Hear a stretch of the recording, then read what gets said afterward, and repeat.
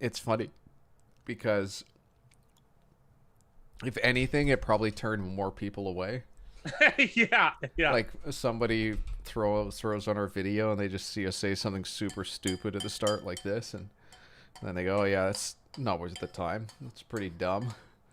Well, it's kind of like when they go, what's this got to do with the Illuminati? Remember that one? We had that Illuminati video. Cup up, bros. Josh Allen. What's going on, JQA? Yeah, yeah. Let's start calling him that. I like it. He doesn't need to know what it is. Hey Zaps, how you doing tonight? Ah, I like Zaps. He's a smarty. He's a sharpie. Join the Discord. Okay. Really long, convoluted thing. Me and Big Rye are part of this like 35-year-old practical joke on one man. And the main villain it's like a Truman Show. This guy thinks that he's a famous person, and in reality, it's just he lives a life where everything is a joke and he doesn't know it. So, anyways, he's haunted by a gay English movie producer who he's never met, and his name's John Quincy Adams, like the president. And it's really played by a guy he's known for 30 years who just prank calls him periodically. So, anyways, the movie's called Windy City Heat. I'm gonna write it in the thing. Yeah, John Quincy. It's on Adams. YouTube. You have to. You might hate it, but it's like the funniest movie in the world to me. And just because the canon around it, like there's podcasts and stuff. He does live streaming now. It's just like the worst person in the world and most gullible, which is the greatest firestorm. There's no one like him.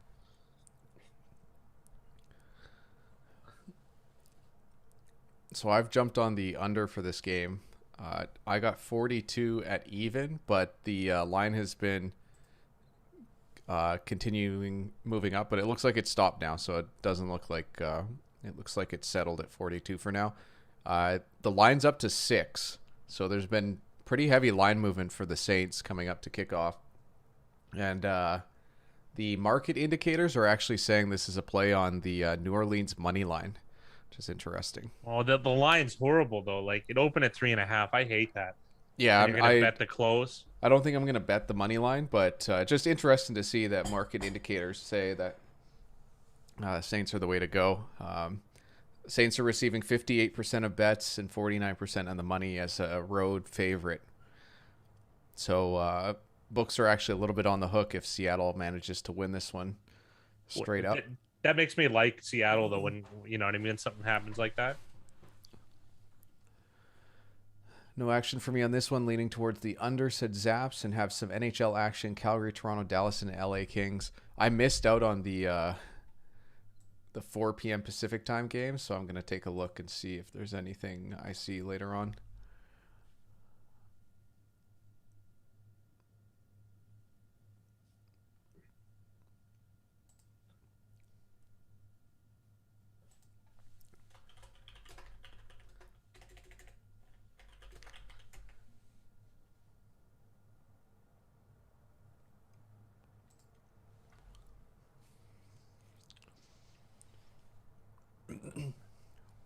Okay.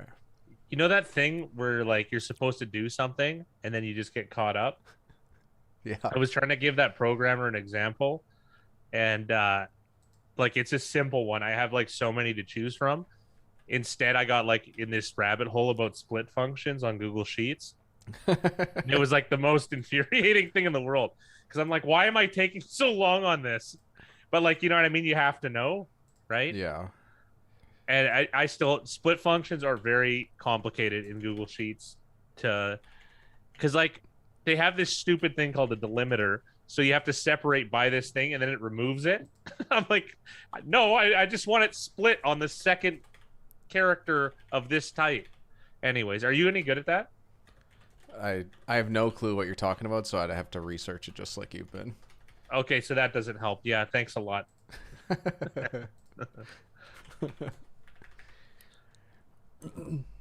When you're splitting text, just to the point to learn that fat guy's not a doctor. I Yeah, think that I was could such get. a. You made me laugh with that line, Mud. That was really good. Honorary. I could get an honorary title. Why not? Oh, we got Untouchable Jay. I won't dox you this week. How about them Bengals, fat guy? I love it. I love it. I got to be honest, though. I bet it's a double-edged sword because I bet Green Bay at +3.5 and it's 6 now, and I feel like a putz. But at the same time, that's a COVID thing. I'm calling that one bad luck. The Bengals one I knew, and now I sound like a disgruntled bettor. But the funny part is I'm speculating on speculating, so it's not as bad because I don't actually care what happens. But like, how did I know it was going to be a COVID outbreak was happening? Well, it shows you that this is the reality, though, of the strategy of betting early lines. Is there's a chance that things like S can happen, essentially. Like, there's no guarantee. Yes. There's no like, oh, for sure this is going to happen. You're making like, essentially, you're making like a weighted risk assessment and saying that this, on average, this price at this time is good value. Does it always work out 100% of the time? Definitely not. But that's part of the risk that you take by taking that strategy. So it's why like bankroll management is so important. Even, betting early is important if you're going to handicap essentially lines or prices. Like, that's why this is so complicated, and there's no like, oh, you have to do this or you have to do that. Yeah. There's positives and negatives to each one. And I know that a few people have highlighted how well Fat Guy, especially you, have done at predicting like early value. And to be honest, off the top of my head, I feel like almost every one of those games where the value is really good has gone the other way. So it's like, oh yeah. So it's a lot of people have probably taken this small sample of, I don't know, there's probably been like, I don't know, 4 or 5 games this year where it's like we've gotten such a great line, and then it ends up the other side. Loses. Because even like, let's use this game as an example. Let me pull up some numbers to actually make sense. So let's talk about tonight's game. Because what did it open at tonight? Like 3.5? 3.5 at Heritage. So we can say that's roughly, like it gives, it gives, let me pull up the teams here so I'm not messing too much up. Seattle, New Orleans. So New Orleans, let's say you took New Orleans at -3.5. It's about a 54%, like as far as the number 3.5 for road teams goes, it's about 54% of the time. I'm not making any sense here, but essentially what I'm saying is the difference between 3.5 and 6 is about 12% difference. So you have, if you got Seattle at -3.5 and right now it's sitting at 6, then you picked up about 12% edge by getting. If you got New Orleans, you lost 12% thank you. If you had Seattle. Yeah. So if you took New Orleans at -3.5, that's 12% edge compared to getting New Orleans Saints now. And still, in the grand scheme of things, like in sports betting, that is huge. That's big time. But you're still only improving your chances by 12%. So even at the, like, I know this isn't quite the exact like math, but essentially, as in sports betting, if you could hit it like 60%, that's unreal. Like, that's like you're one of the best in the world if you're hitting at 60% consistently. And by betting those early lines, you're more likely to hit at that rate, depending on how accurate or how good or how skilled you could be at getting those early lines. But it's still only a 12% difference in the game. Like, there's a million iterations of how this game could finish score-wise, and Seattle winning by, 2, it still is a Saints loss. So really, you're only picking up that, those few extra points in the middle. None of what I've said has made sense to probably anybody, but no, I've made sense. It could have been worded a little bit better, but yes, it does make sense. And I do think, though, the number I'm starting to believe is better for money line prices because the results are in play a little bit more. Do you know what I mean? Like, what's it? Okay, say I'm trying to think of a good example here. Okay, say you got a good number on. Okay, let's just say this game. You got a good number on this game. So you got New Orleans -3.5, and then the close is 6. Well, and New Orleans wins by 20. Well, it doesn't really matter. You didn't realize that equity. Do you know what I mean? So that's a poker term, actually. Obviously, equity is not a poker term, but realizing equity is a poker term.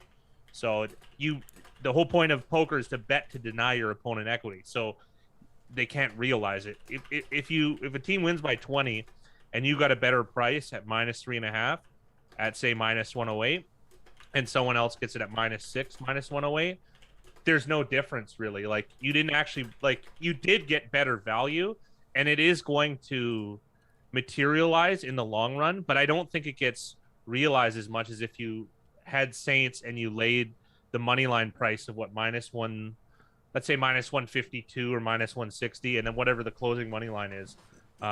What is the closing money line Tonight for this game? Yeah.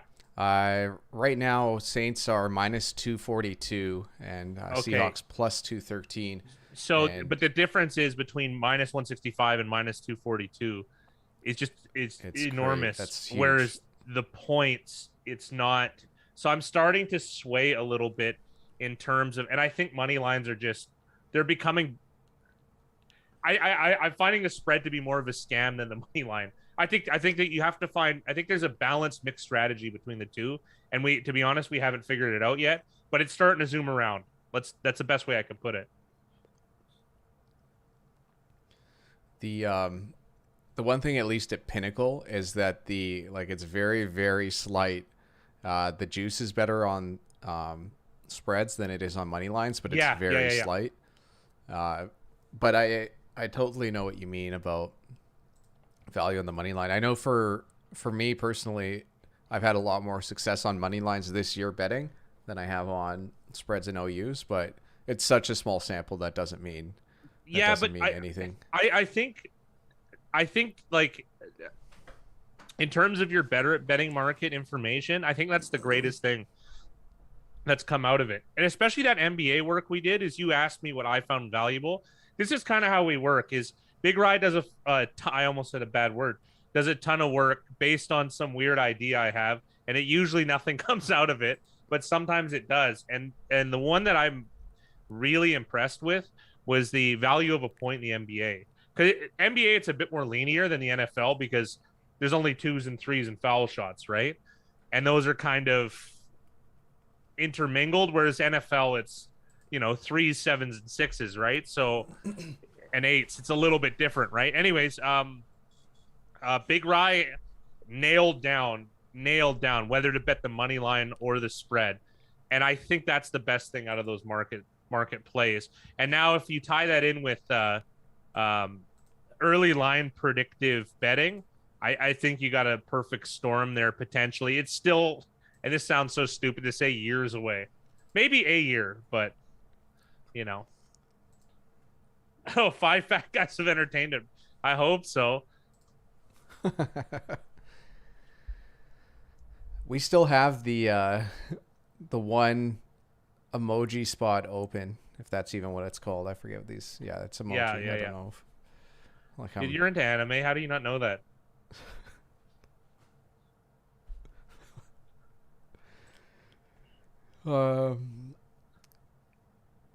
What's the least used out of these? Probably the Terrence Cody one. Yeah. I never see the Teddy KGB one really used either. Not as much, yeah. That one might go. Sports Guy and Dylan have to stay. I'm making an executive call on that. Oh, yeah, we don't have to get rid of any of them.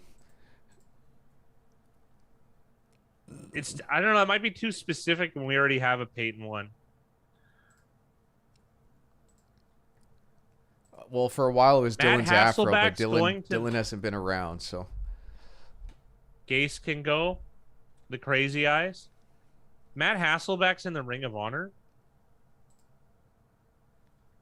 In Seattle? Yeah, that's what they're showing. Did that seem a little light? I gotta look it up. I gotta see his Pro Football Reference. I gotta actually pull this game up. Well, Mud's got first touchdown either defense or special team. I actually like that, considering that the weather's not great. What's the price though? That's true. Sean Rogers. He's the first one up on Pro Football Reference. What a big boy. Yeah, I know. Someone shared with us a Sene Puel. How do you say his name? Sene Puel. Yeah, Senate. Yeah, yeah. I not quite that, but They sh- 01 to 2010, he was a Seattle's quarterback, and he made the Pro Bowl 3 times. it's pretty good. Like I I feel like guess. Seattle hasn't had that much success franchise wise. Would you say like outside of their kind of the Legion of Boom era on? Yeah. Legion of Boom. No, they've had onward. Are you behind? You mean up until the Legion of Boom? They haven't had any success. Yeah, They had like like the '05 team that went to the Super Bowl, yeah, and he was the and quarterback. Was Hasselbeck the quarterback at that time? '05. Yeah, he would have been. Yeah, I guess then. I just always remember him having the game where he said we want the ball and we're going to score, and then they end up losing He threw a pick six. in OT.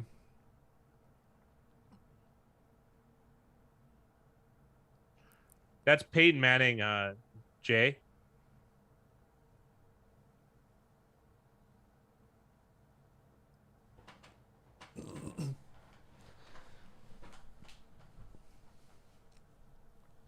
I think we might have had a Dylan sighting in the comments a couple We last live definitely stream, did. but we'll see.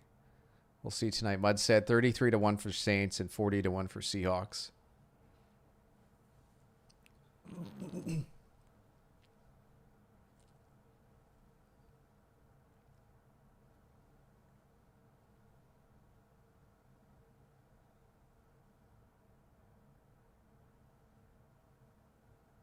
Why did he hesitate? Well, I was just gonna say he really took his time there. There's like the Le'Veon Bell pause like behind a blocker, but that did not If that he did just not look beeline like to that. the edge, like This a will be a good diagonal, this will be a good angle at it to see.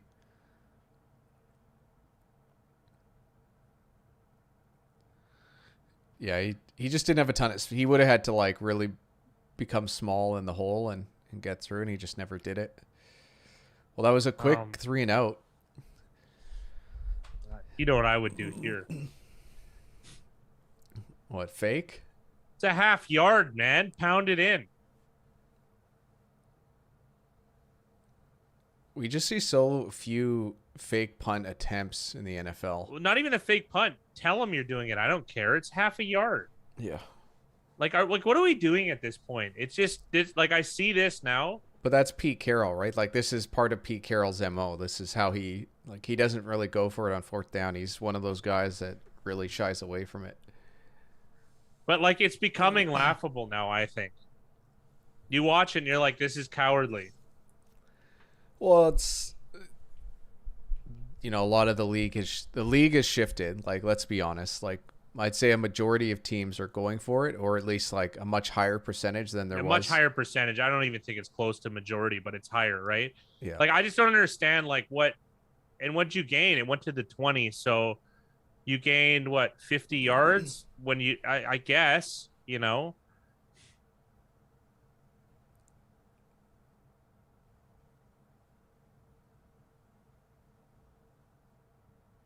Star Watch, Marquez Callaway. Let's see if anyone can they pull up the fourth down bot on that last play and let us know like if it changed the win percentage stuff. Yeah, the Arizona Green Bay line is just crazy. It's got to be more than that. Like, it's got to be a lot more. This is offside on Seattle.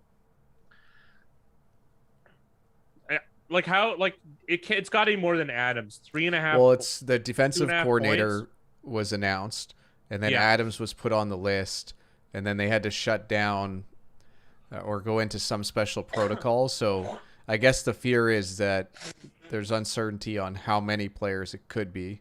Yeah, so they're just taking a safe line. Might Well, be a I'm really sure- good price on I'm Green sure Bay. the books probably know a lot more than we do. We do. There's got to be some insider that knows everything. Yeah. So they People in the building.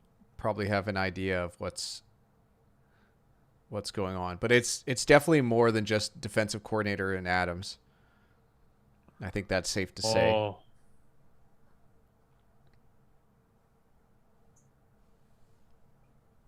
Oh, Mickey just shared it. So if the Seattle went for it on fourth down, their win percentage would be 26%, and them punting is 23%. So it's a 3% change in win probability not to attempt it. that's like pretty big. When you add those up, 4 of those decisions, you're giving up 12%. Like that's nuts.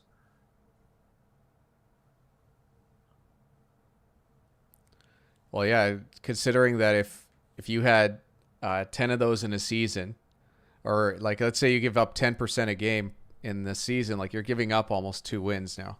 There's 17 Yeah, that's games. a good point. That's a good point. No, it'd be 40 decisions, right? Would be Fat guy, where we're researching it. Fat guy actually brought one to my attention. It's called Scores and Odds. You can follow along with line movements there. I'm gonna give you a little bit of a hint. This is pretty early, but there's a chance we might dip a toe in that area. So it'll be hard. It'll be a really long time before we add a ton of books, but at least from Pinnacle, that's going on in the background. So to give you a heads up.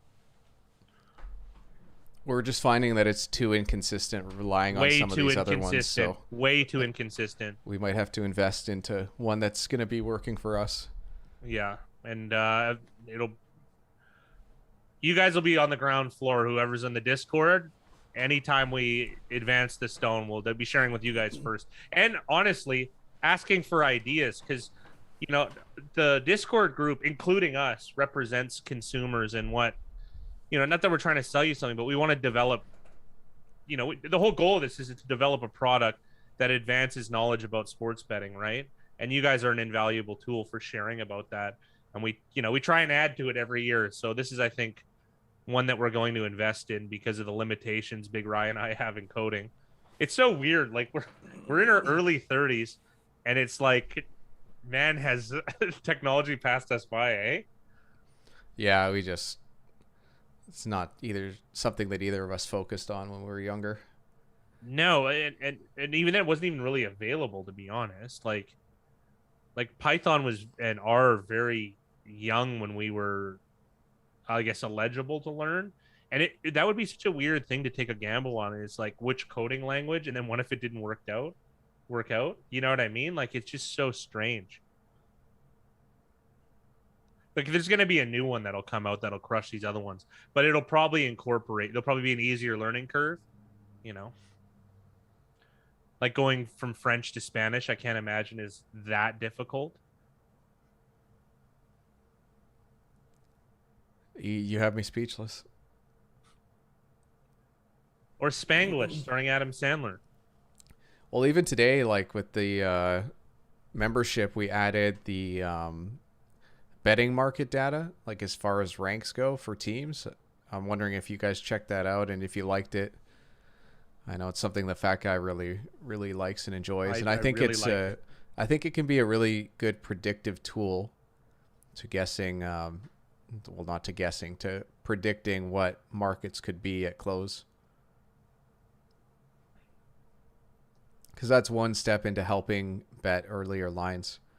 If you can combine that with the prices, that's kind of the marrying both ways, or both ways of thinking about betting sports, at least in the eyes of Fat Guy and I.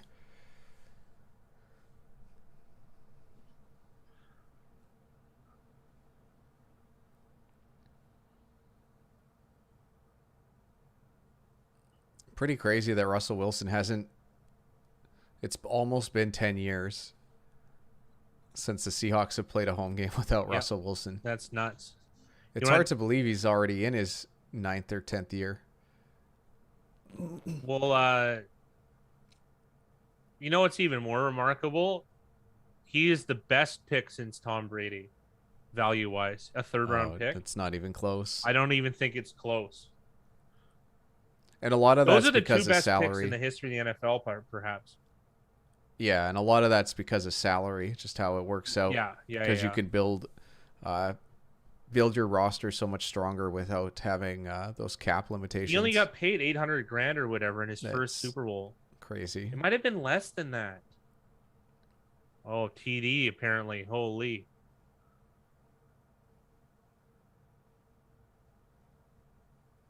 Oh my goodness.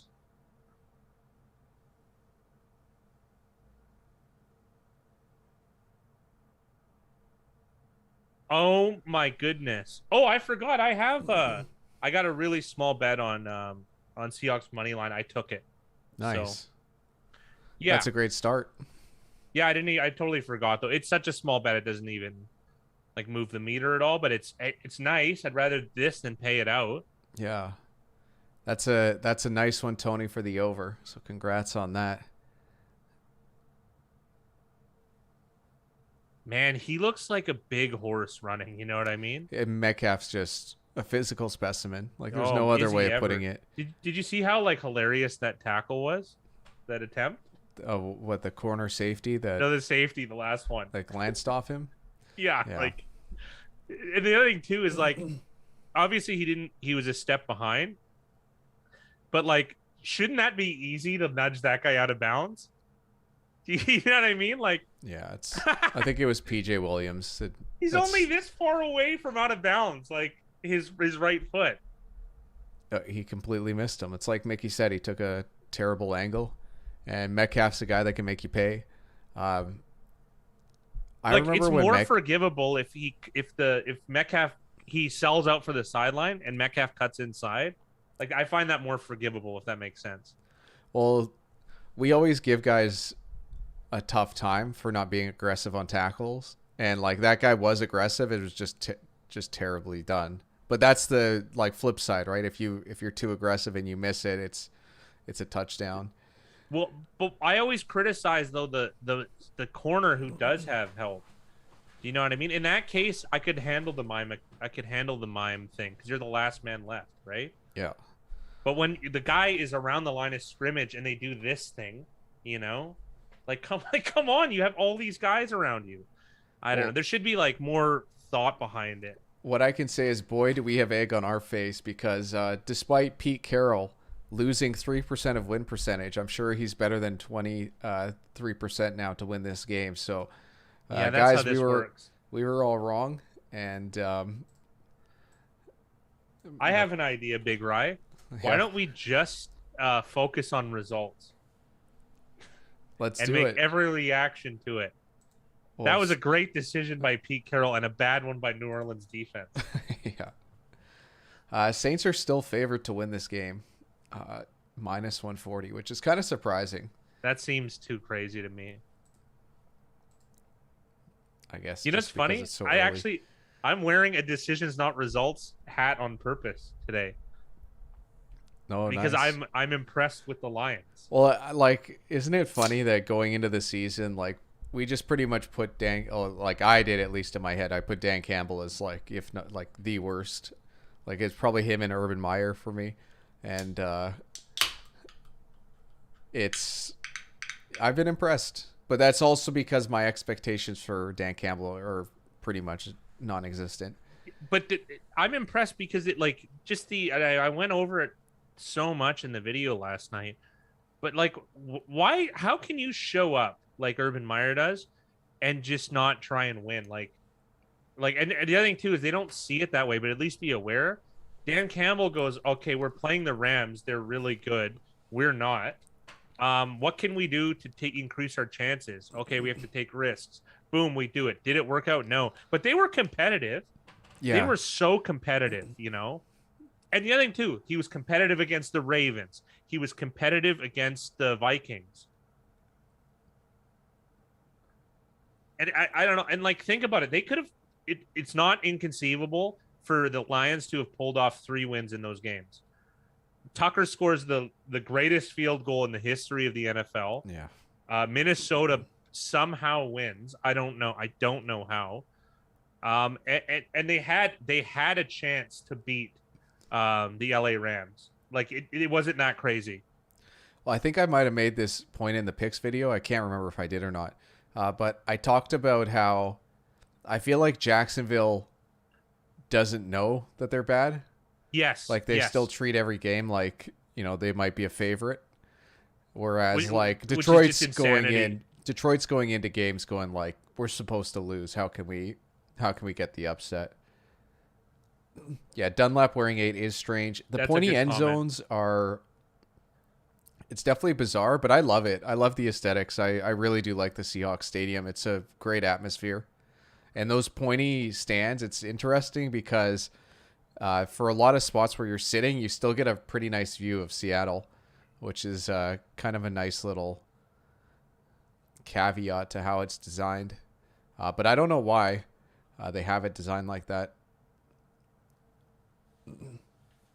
Maybe it has to do with sound, but I don't know. And then I like what Tony said about the safety taking the bad angle. He just didn't want to get stiff-armed into the ground by Metcalf. That's funny.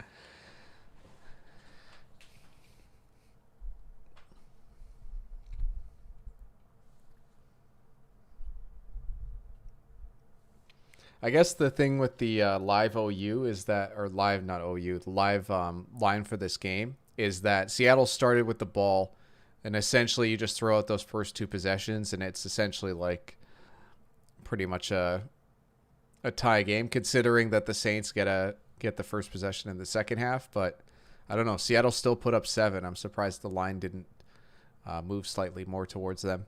But that's why we watch these live lines, to get a better idea of like where are we wrong with gut our reaction. thinking. Like Seattle as a dog to win the game doesn't seem unreasonable to me.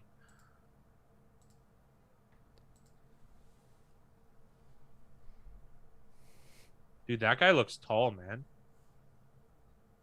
Yeah, Mickey, it might be because of the view.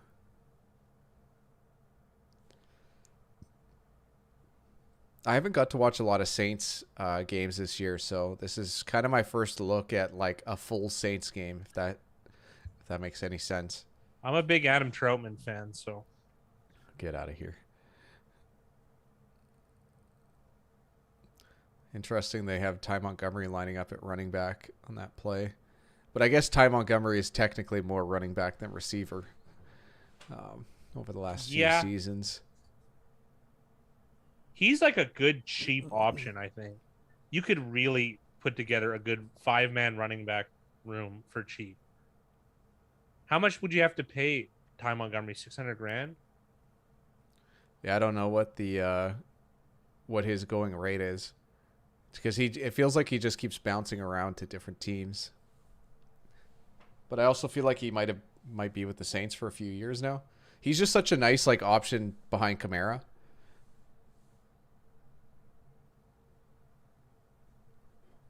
Oh.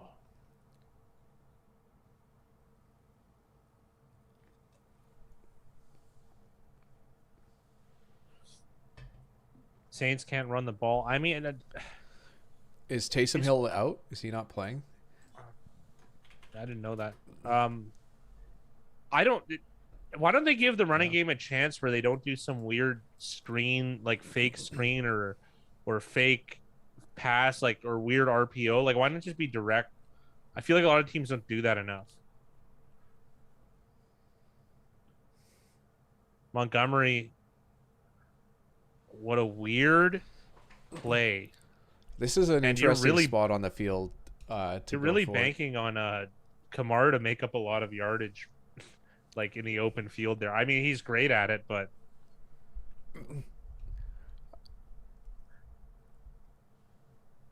okay. So they're going for 4th and manageable. No, they're punting. Montgomery was not happy with that decision. That's the other thing too, right? Like some of these 4th down decisions, like the players catch on. You know, they're watching other teams play and getting to see how things are going. And like, it's got to be a little bit disheartening at times if you're disagreeing with. Because you don't. I don't think this one's as bad as Pete Carroll's, though. I got to be honest. Like the decision. No, I don't think so either. Wow. But it's still like I'm talking about the psychology of your players. Like you're asking these guys to fight hard and you know, sacrifice essentially your bodies to win these games, and then like coaches can just be so quick to to make decisions that are, have negative expected value over the long term.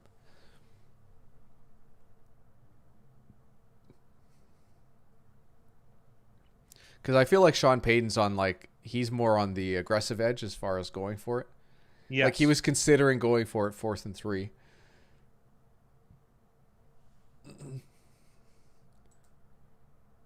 Isn't it crazy how much flexibility you have as a player like Ty Montgomery when you can fit into like a tight end role or running back or receiver role? It's a pretty impressive like flexibility as a depth player.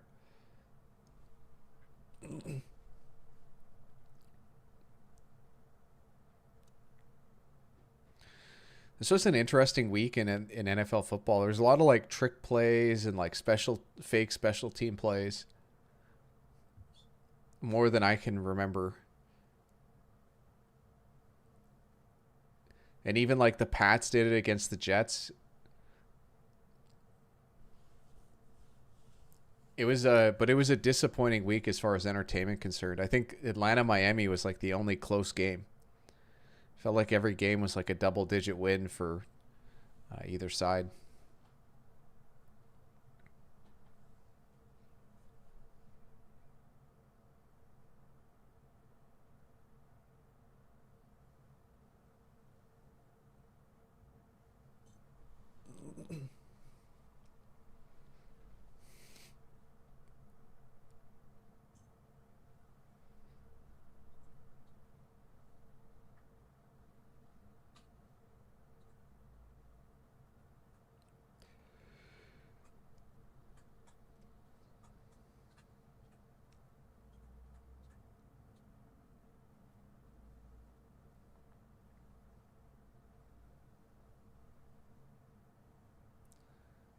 I kind of feel bad for sponsors that come in and get to name the stadium after, because so many people are still going to call it like CenturyLink Field.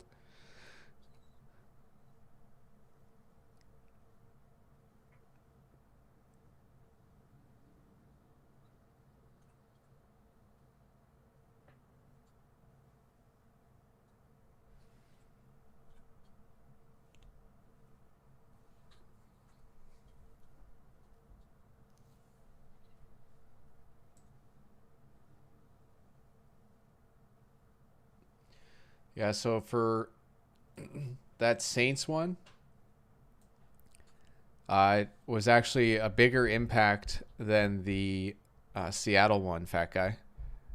Sorry, say that one more time, please.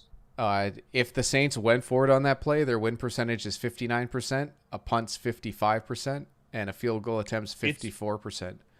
So the worst decision was field goal attempt, but really, but the difference between going for it and a punt was 4% difference. so it was actually worse. Yeah. Oh, I guess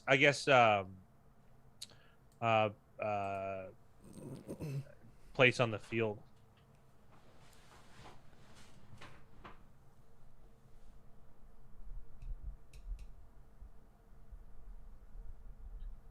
So he only got a penalty on the retaliation.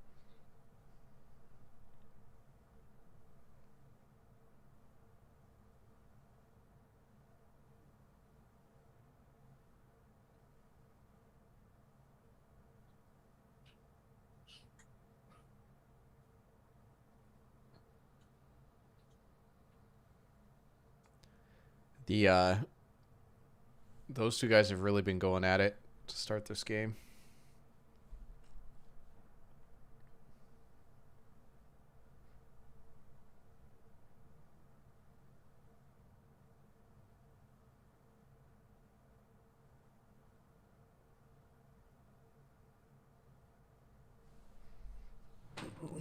Well, so far they've definitely been attacking the side that Lattimore is not on, which makes sense.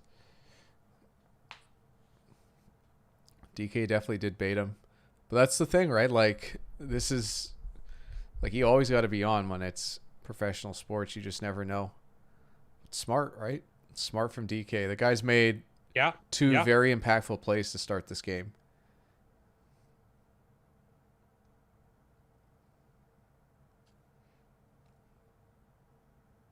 Again,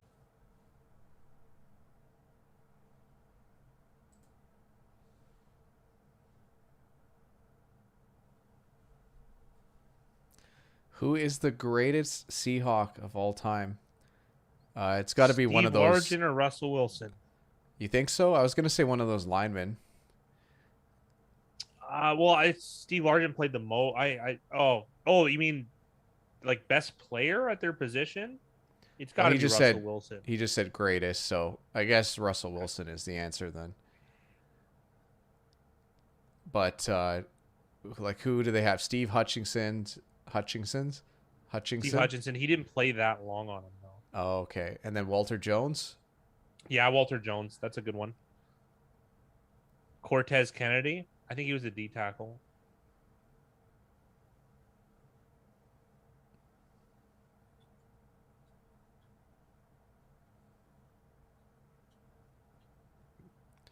There we go. There's a nice tackle. Like, this is. Wouldn't you just shade like the entire defense over to that side of the field if they're just going to continue attacking that side? Like, it's Bradley Roby too. It's not like there's some rookie out there or anything like that.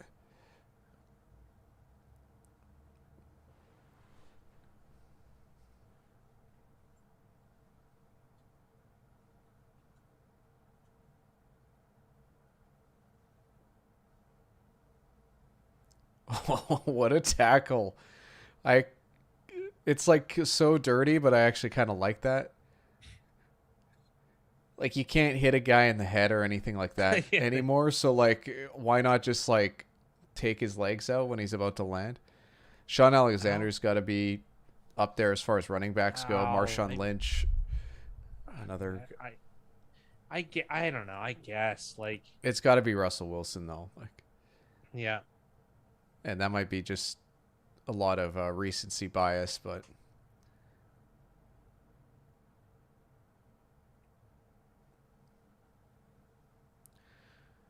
the Seattle Kraken, the brand new NHL expansion team, just played their first game, and Russell Wilson was there with his wife, and then also front, I believe, like row one. Guess who was there? Who? Sean Kemp. There you go. The man of many children. Yeah.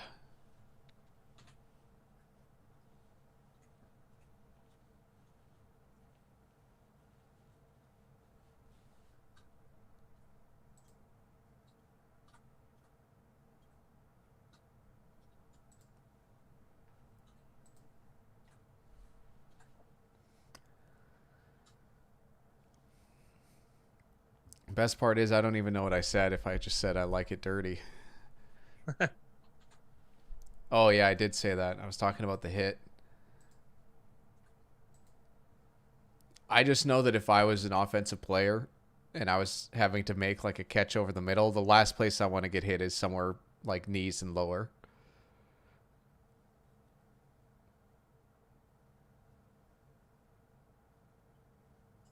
How many times have you seen like a tight end just get his knee absolutely destroyed by a corner? Because like that's the only chance they have. Yeah, realistically. Well, what's the big famous one? It was the what's his name? The safety on the Browns took out Rob Gronkowski. The big hitter who ended up getting in a lot of trouble. He moved to Denver.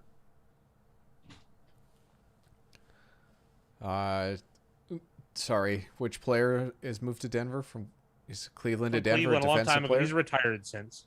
Oh, okay. The one that took Gronk out. Remember, he hit him in the knees. So the guy that changed his name, Hittner. No, not Dante Hittner. Whitner. No. I can't remember his name. I'll find it. Hold on. I still can't believe that guy legally changed his name to Hittner. Why not? It's cool. I feel like it's harder than you'd think to legally change your name, but maybe it's easier than I realize. Maybe.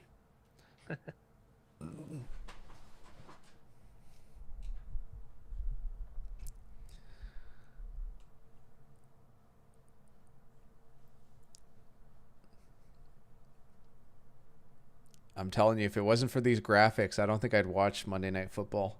TJ Ward. Oh, yeah.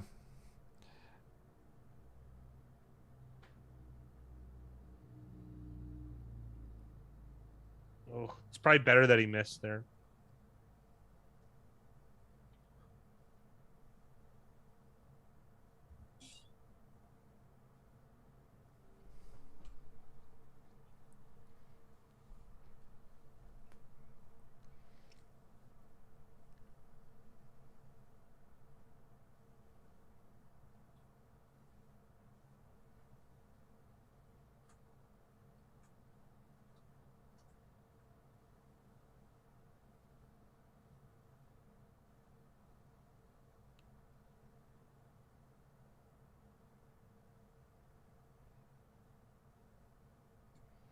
Yeah, Jay calling for more runs.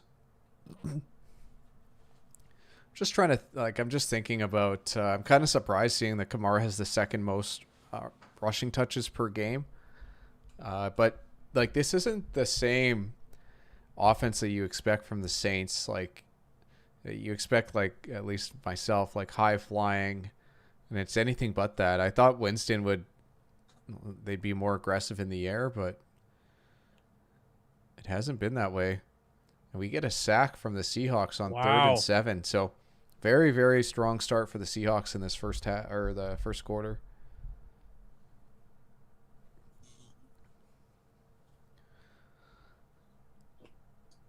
Do they have Marshawn Lynch on the broadcast? I think on the Manning one, Yeah, that makes sense. that would make a He lot of would sense. be a good guy to have in for that.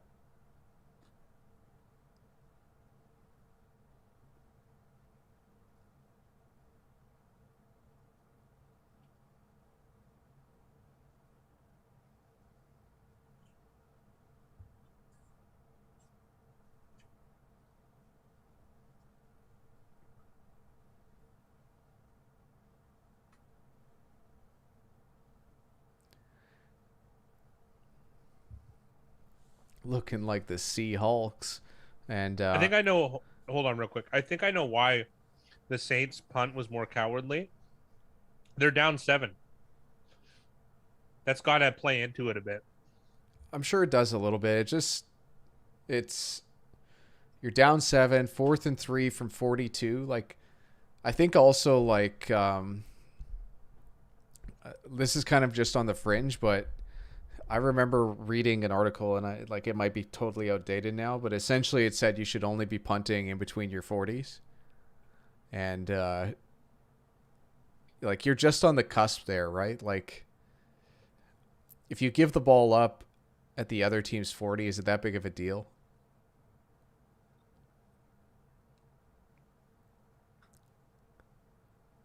That run looked great. Well, one thing, Geno Smith's going to be fresh. Let's put it that way. Yeah. Like, the guy's played what? He's pretty much hasn't played a snap for like 3-4 years. Preseason Big Rye.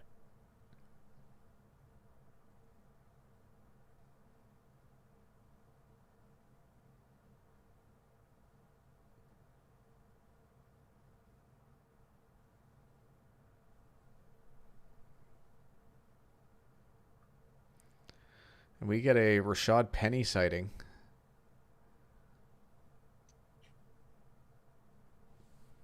And that might take us to the end of the first quarter, unless Seattle runs some sort of hurry up, which it looks like they're kind of going into.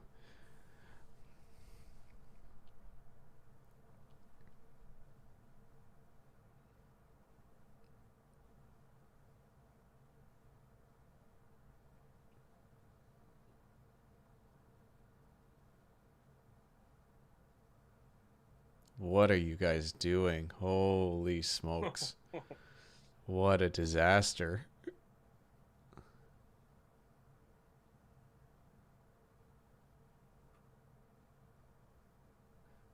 Did they count that play? Like, what just happened? I don't know.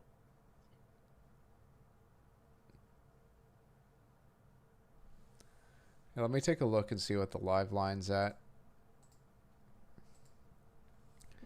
The OU right now is sitting at 41, so it's pretty much what it closed at. It's not really like telling either way.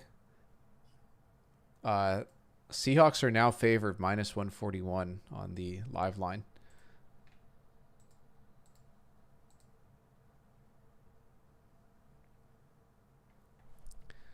Thank you, Jay, for the reminder on the NBA game between Cleveland and Denver. Let me take a look. It'll just be a moment for me to put the numbers together.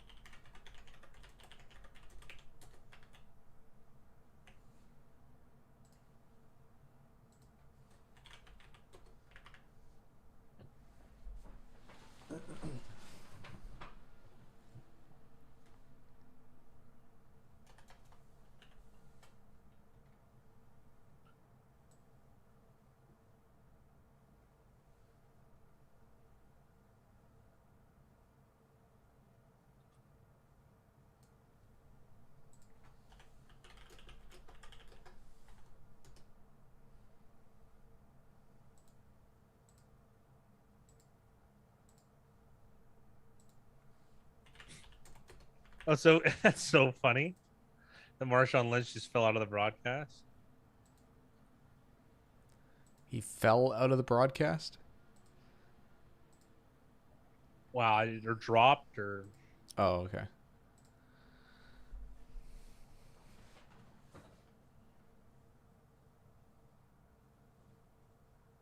Okay, they blew that play dead.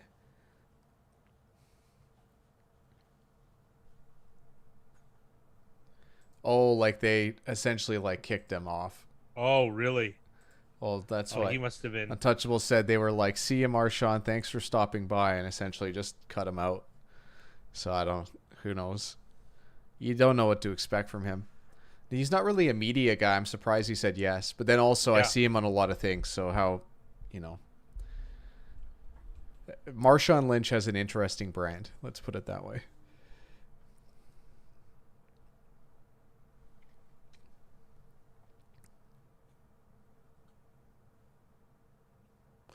I still really like the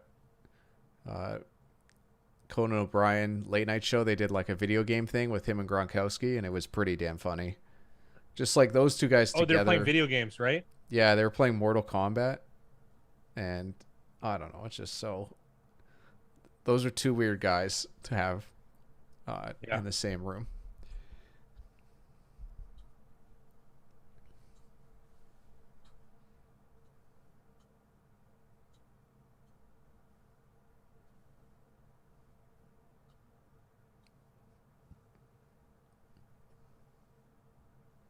Sorry, I'm a little despondent. I'm not despondent. Distracted. I don't know why I said a more complicated word. It's just type into the programmer. He's in the Ukraine, so it's a little bit timing is weird. They so apparently they come back from commercial, paid and apologized. They say they just came back and apologized up and down for Marshawn's language. Did he punk them, or they like? Shouldn't they vet it? Maybe he was crunk, as they like to say. Well, you know what's perfect about this is that they have to pretty much have this game like as close to live as they can because no one's going to watch that channel if it's not essentially live. Yes, good So point. it's like a flaw in what they're trying to do. But now, you know what sucks is now they're going to have to like vet these people way more than they would have probably going into this.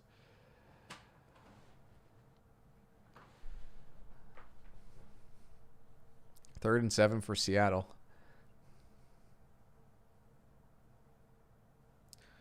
Geno Smith on the run. And he throws it away. No grounding there. Finally, clear non-grounding.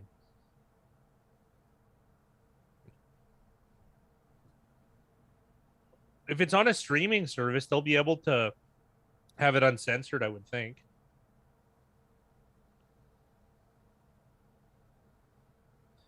But would they really want, like, that would probably damage their audience too, though. Oh, they could put it on a streaming service and have it uncensored. Yeah. Yeah. Oh, bad snap there, and Dixon actually does Dude, pretty Dixon's well. awesome, man. He had to like make like a jump catch on that one. Did you see how light that kick was? Because he didn't want to belt it in there. Yeah.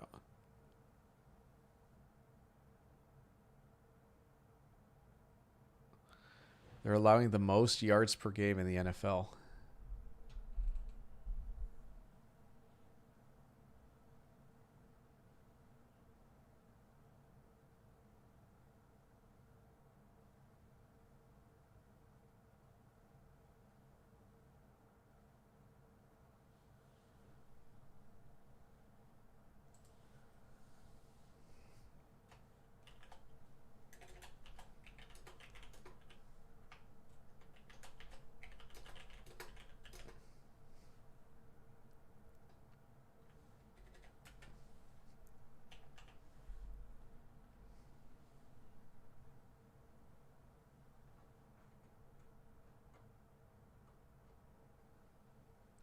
So yeah, they goof a lot, but they're sharp. Yeah. It's how it's got to be. It's how like it's the only way to like keep people interested in showing up to watch is them being goofy, and then when they do drop, a tidbit of knowledge, it is good to listen to. But overall, they're not trying to get like the sharpest of people on there. They're really trying to just entertain. So far, anyone who's asked me about that broadcast has been a very, very casual fan. And it's only because they recognize, the Mannings and were probably people that really watched only like Peyton Manning games when he was playing. Corey Andy just sent a message in the Discord saying that the Tom Brady threw his 600 touchdown, which is a record. It was the first time a quarterback's ever gotten to 600 touchdowns. Yeah. And Mike Evans caught the touchdown, and then he gave the ball to some guy in the stands.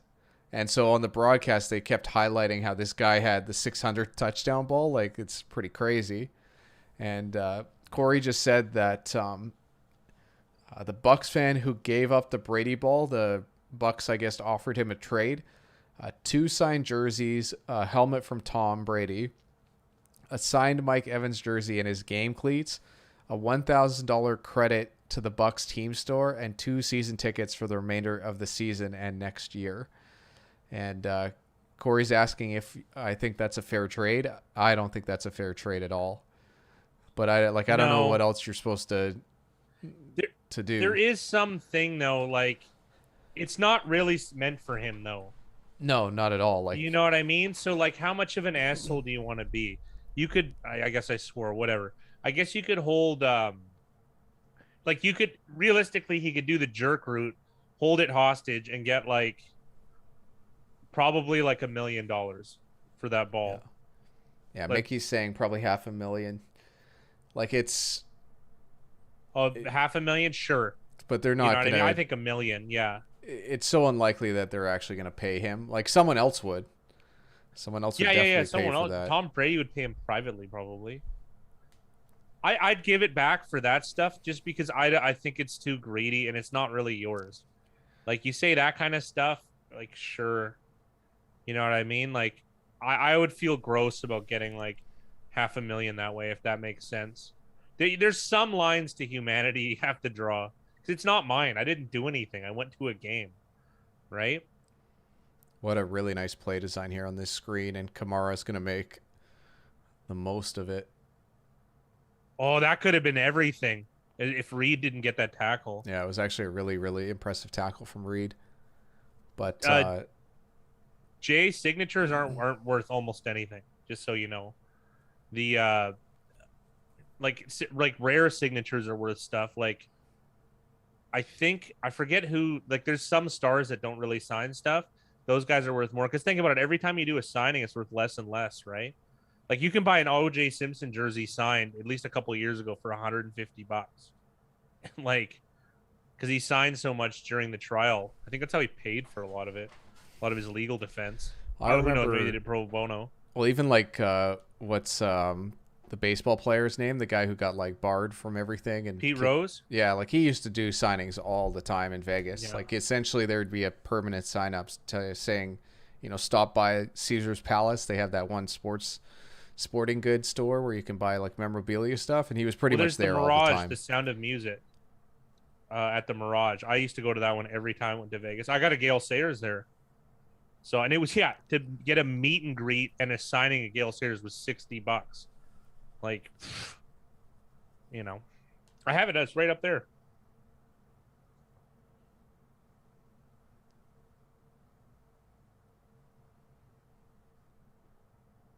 Oh, Brady's on the broadcast? Huh.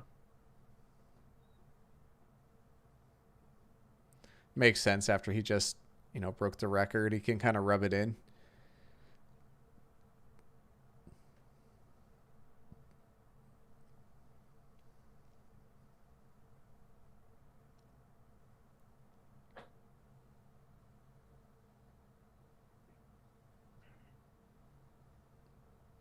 So we get another like 4th and 2 here where the Saints have to make a decision.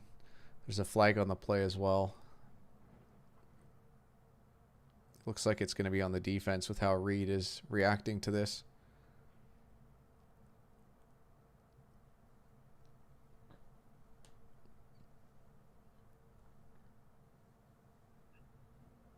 Well, John said he finally watched the OJ trial remake show on Netflix and he forgot how wild it all was. Yeah. I was so like, what year did that all happen? 93. So to put it in perspective, Fat Guy and I think it was 94 because I remember them highlighting it was like such a crazy year because there was like the Stanley Cup playoffs and there's just a bunch of weird stuff going on. So in 94, Fat Guy and I were 7 years old. Like, way to date us. Jeez. But the like to put it in perspective, like I remember hearing about the OJ trial every single day, and I was 7. Like I didn't know anything at the time. Yeah. Like it was such a huge cultural impact. My friend's older brother didn't go to school, or I forget what it was. It might have been during the summer, but he didn't do anything. He stayed in. Just watching that. Yes. How could you have that dude on television? It's so weird. So weird. They don't allow they don't allow cameras into courtrooms now, right? But they did then. Like what's like as far as like Anthony case? Was it on video though? Yeah. Like there's a video of the entire trial. Yeah. Maybe it's like state dependent. Maybe it's different in different states or. Casey Anthony case you could watch. John Stacey was 14. I just remember a lot of this gets stood up here. Dude, that was a sick tackle.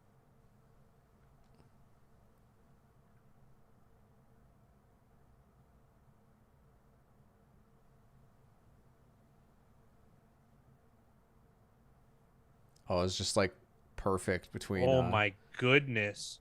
Jordan Brooks, man, didn't give up an inch. What the hell is that? Did you just see that?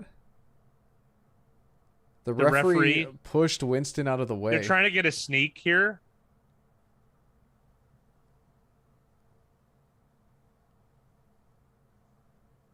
Are they going to flag Winston for something? Bizarre.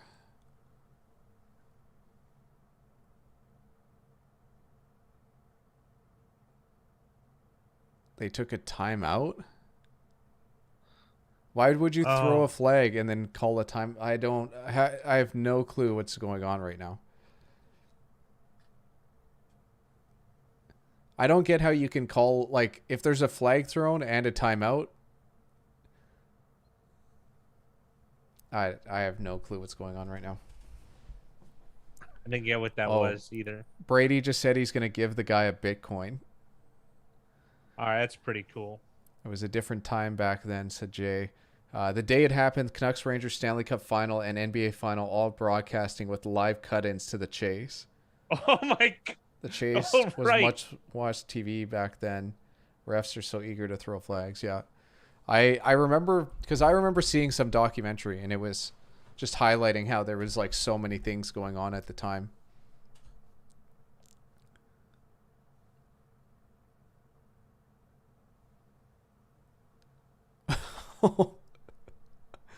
The guy that was spotting it was like 4 yards, like a 3 yard difference from where Winston was and where he was lining up. That was a false start if I ever saw one. And he's just saying it's sure the first down. It's just so, like, I feel like line of scrimmage stuff is so hokey in the NFL. A little bit.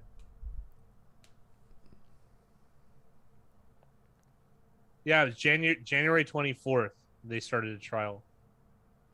1995. Yeah, so I'm not going to say who, but my friend's brother, I'm pretty sure, didn't go to school and watched the OJ trial. And then that would have been, I guess, June. It's probably when it actually happened, June 94. Yeah, I think that's when the actual car chase happened. Yeah.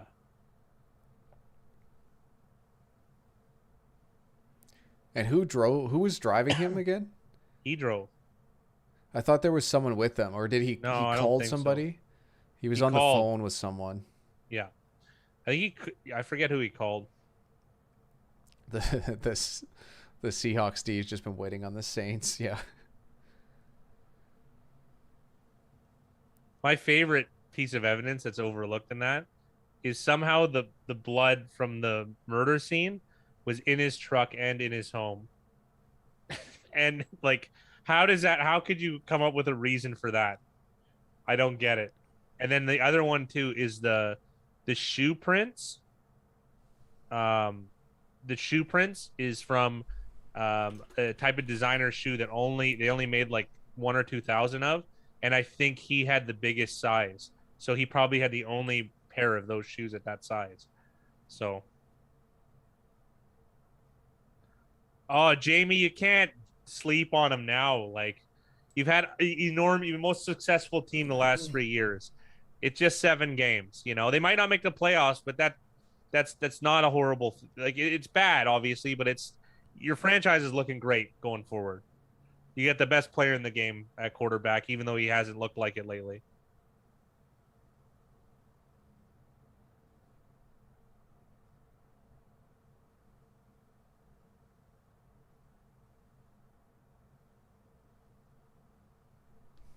Injury timeout now. Andreas Pete. Andrus Pete.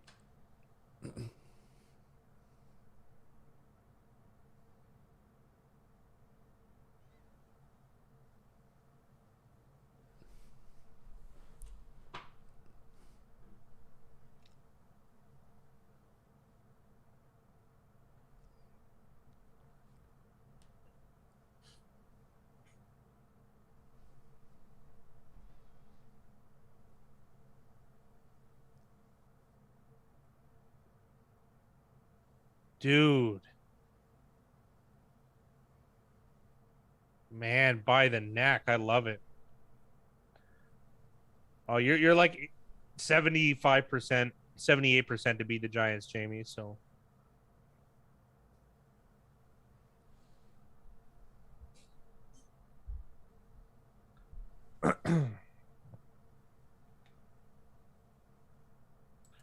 man, Ryan Griffin 45, he could have made that. Like, I'm surprised he didn't go in that gap. That was a nice tackle. That was holy. Mickey's got a good point about American justice. If you can afford the best lawyer. Yeah. Yep. Oh, this is short by a stack of index cards. Yeah, yeah.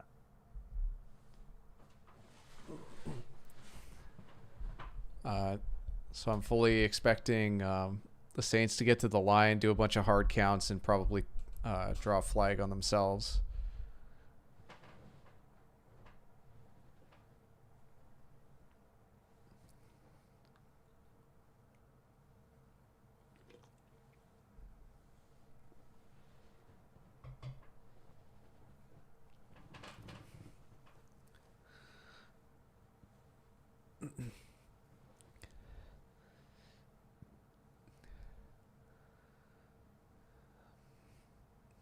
You got it. They were so ready for that sneak, like Seahawks on defense, how they Yeah. were lined up, and like Winston's pretty good on both these sneaks. Yeah, that could have got stood up. There was like that small like adjustment quarter second, right? Yeah.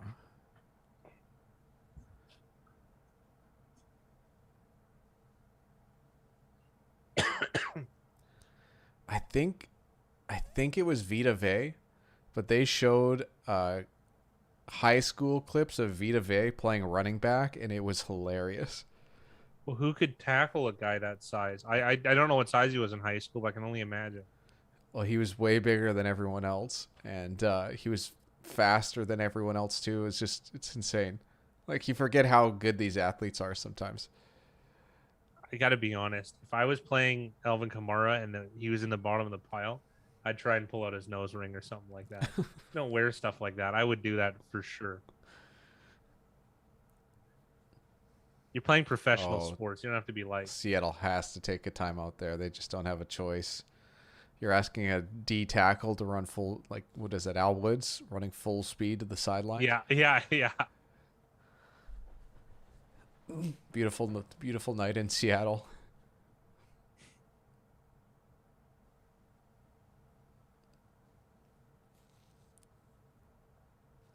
Check out Allen Iverson playing football. I imagine him being like Dante Hall. Yeah. That sounds about right. Jamie, Raiders fans are talking trash. The Raiders haven't won a Super Bowl since 1982 or whatever. Like I don't know where they'd get off. That'd be pretty silly. And they're not even are they first in the division? I think that they're not even the best team in the division. If they could argue somehow that the Raiders are better than the Chiefs, which they are not, the Chargers are clearly better than them. If you really want to stick it to a Raiders fan, you just call him a Las Vegas fan. Yeah, there you go. I never understood why would you rib a fan of another team? It just makes no sense. I don't know. I guess that's how it works. Mind you, we're so isolated and desensitized, Fandom's not really possible for us in the way that it is for a traditional person. Just because of the finances involved in our choices, right? Yeah. Like, I'm a Browns fan. I really like the Browns. I have lots of Browns memorabilia in my house. I bet on the Broncos happily, and I got a good price, and I won last week, And I'm leaning towards Pittsburgh too. Like, I'm seeing this line creep, so it just is what it is.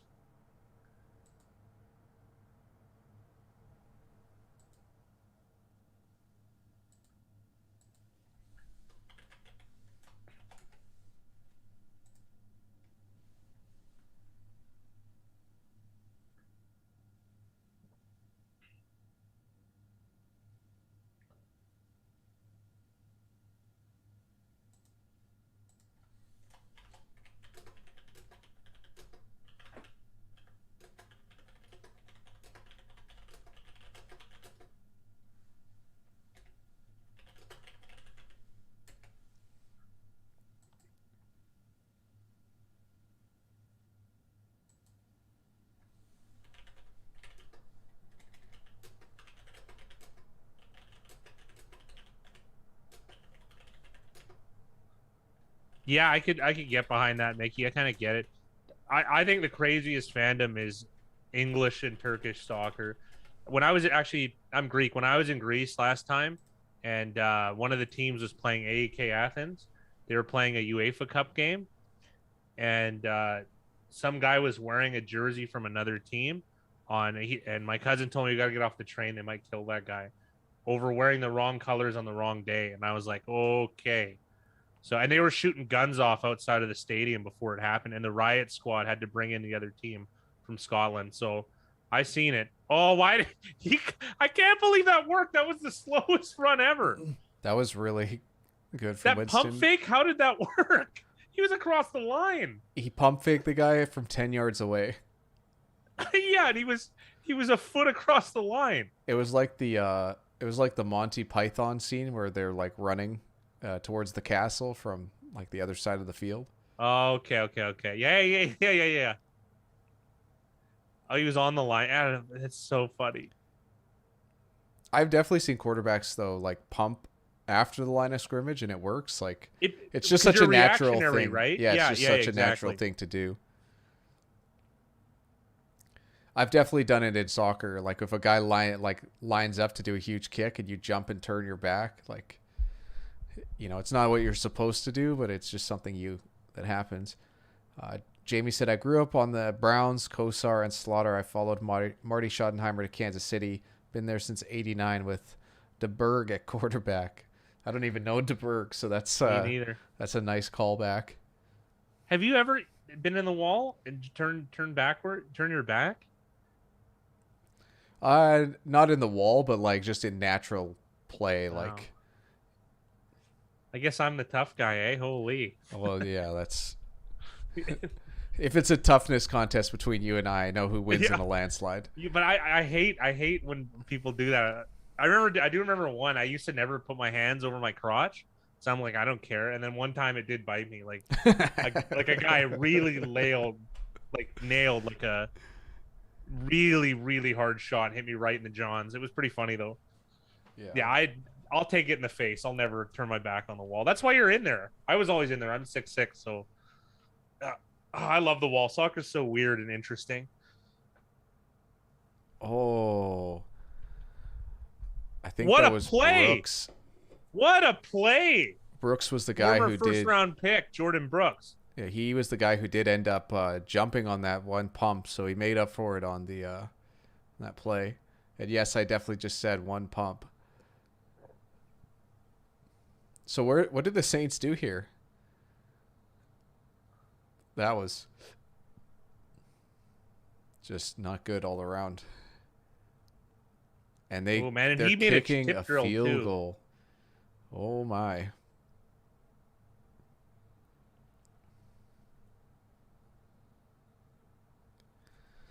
Well. Oh, the voice modulator. We talked about that one time. That was this quarterback DeBerg. Okay.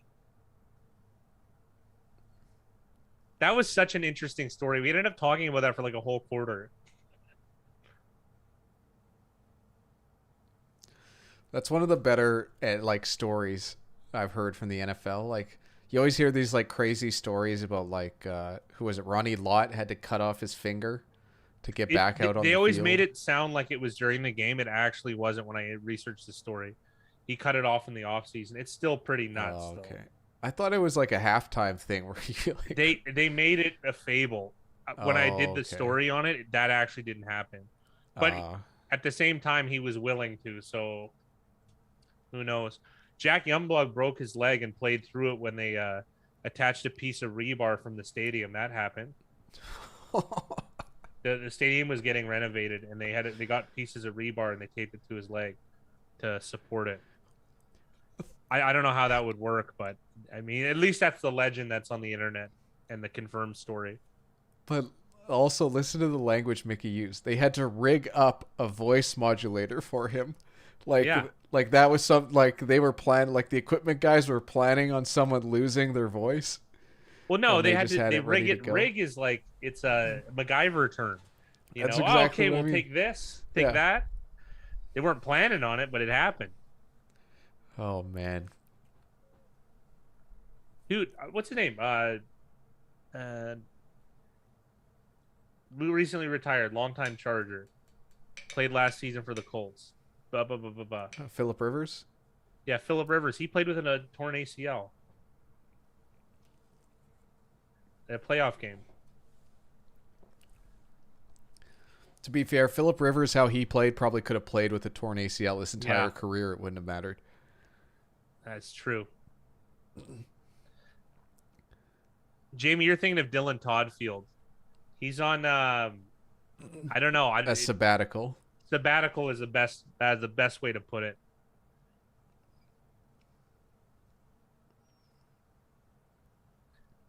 The best is when players put stickum all over their hands and arms. Who is it? Lester. The guy from the Raiders. Lester Hayes. The best player in NFL Street too. What's his name? Lester Hayes. Lester Hayes. Yeah, he was the stickum guy. I had to Google Lester Hayes just so I didn't like pick up some old like rock star or something like that when I said that. Yeah. Or this stupid moderator Lester Holt, who I really don't like. Lester Hayes, in fact, I just mentioned it, but in NFL Street is like by far the best player to play with. I hated when every time you got him, I don't think I booked the win. You play better with the special characters that are all speed. I like the bulky D lineman. That's my thing. Yeah. How NFL Street worked and why it was so fun. In fact, Guy and I just got super addicted and just couldn't stop playing. Is that you only get to pick 7 guys, and those 7 guys have to play on offense and defense for you, and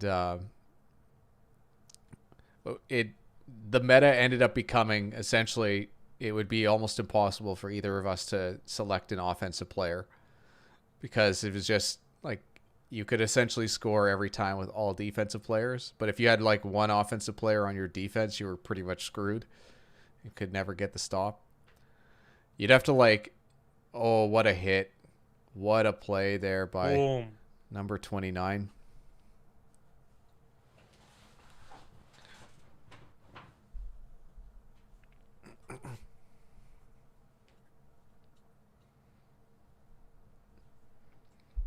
Watching Russell Wilson call fake audibles is really fun.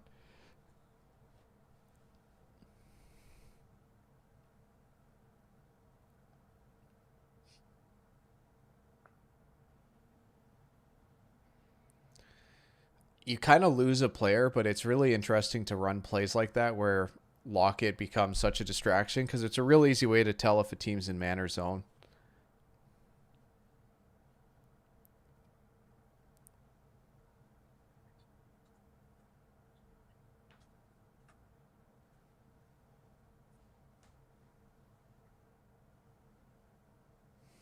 Was that a roughing the passer call? Unnecessary roughness.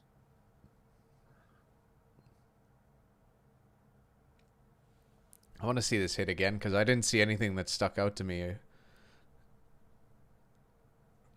Also, I don't get how that referee just shoved Winston out of the way.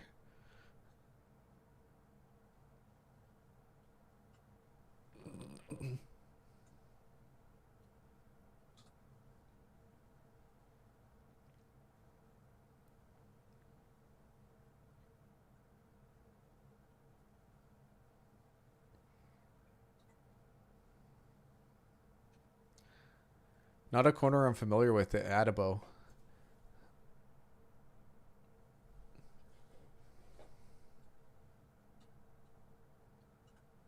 Oh, that hit Lockett in the hands. He actually dropped this one.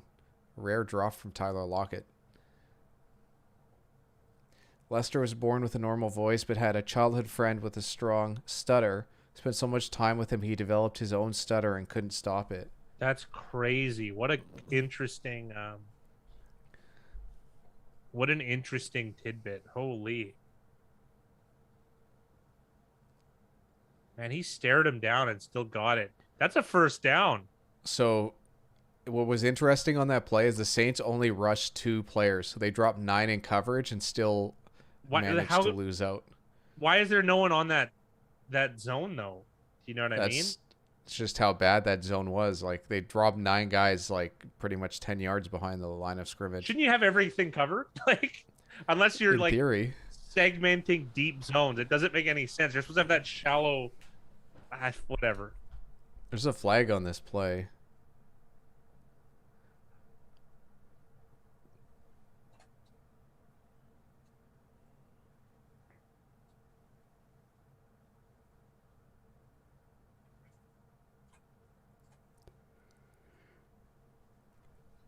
There's a taunting play. Taunting a call, taunting call on this.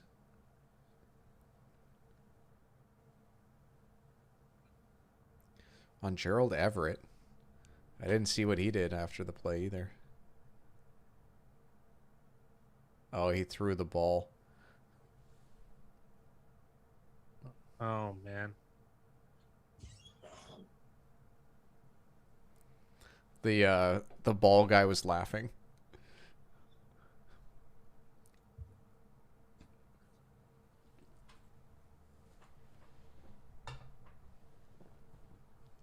Under's looking nice here, gentlemen. It's been a good start.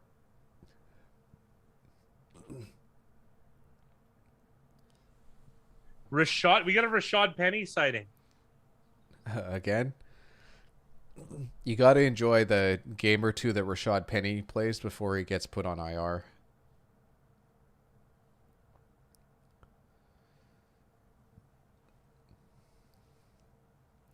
(3-2-6) as far as like 3 linemen, like 3 defensive linemen, 2 linebackers, and 6 defensive backs. I could see that. It's just so tough to play linebacker in this league, and you might as well like send one of those 2 guys. I guess that's kind of what Green Bay did with Martinez a couple of years back, with Blake Martinez, the middle linebacker, because he was essentially the only linebacker that played.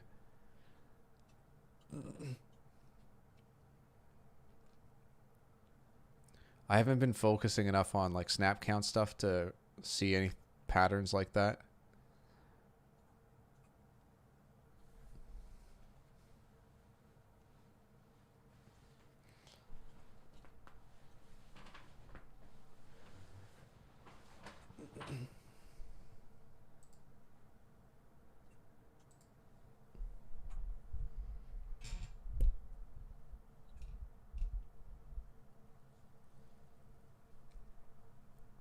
Third and 9 here. So these are the tough plays. Like this is where Geno Smith has to be the difference to get the Seahawks this win.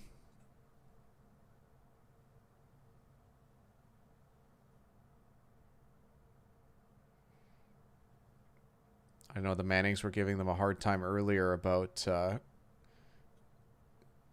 going with no backs, and they had it here. Seattle has to use their last timeout. Somehow we haven't hit the 2-minute warning, and 5 timeouts have been used between the 2 teams.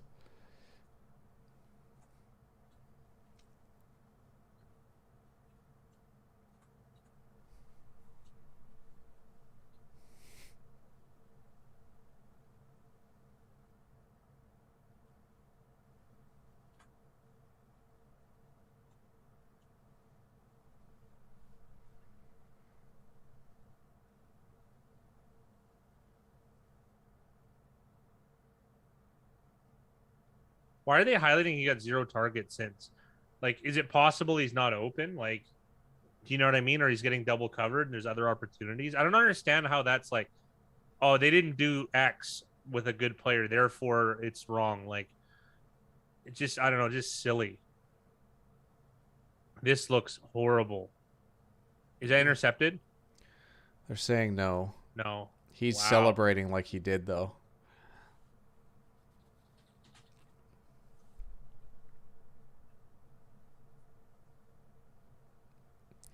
At first glance, it looks like he might have got that. He when he was rolling out of bounds, the ball came loose, so it doesn't look like a catch.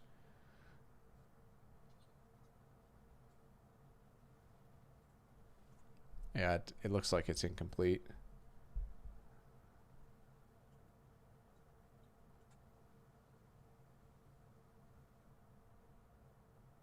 Oof.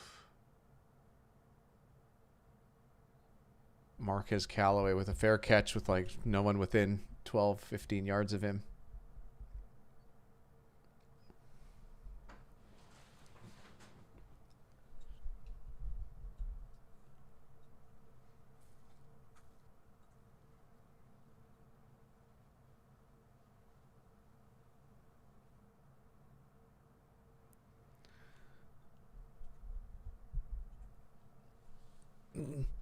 So unnecessary. It says 7 players on roster from the Ohio State University. So hokey.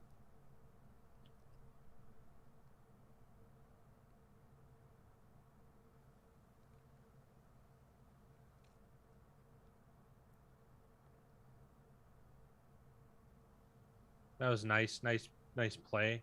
I just like, it's like, how does he get that reception? Like, they're playing zone, so the guys are just standing in front of him. We do it every week, but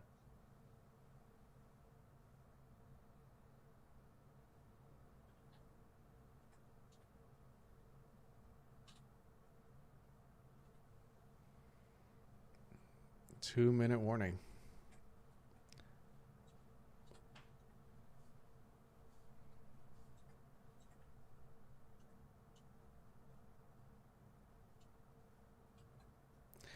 Yeah, John says, did you guys tune into the Colts-Niners game after the picks vid last night? What are the odds that both primetime games are in this anomaly. in this weather That's anomaly? interesting. I mean, they are like just San Fran and Santa Clara and Washington and Seattle aren't that far away. So I mean, I would say it's less, it's less of a thing because of the proximity of the two places, but like it's kind of cool though. Like, let's be real. I like bad weather.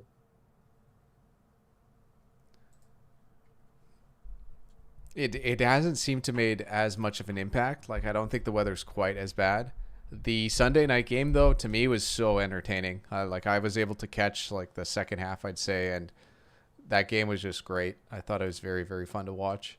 But I also like, I like the close games. I like the games that have, crazy snow or weather. Like, that's how football should be played. Like, all the indoor stuff and all the, bright sunny games. It's like, yeah.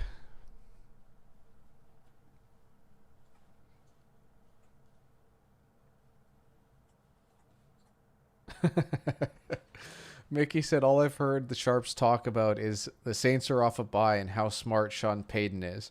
Oh, Well, yeah. Drew Brees ain't suiting up, so.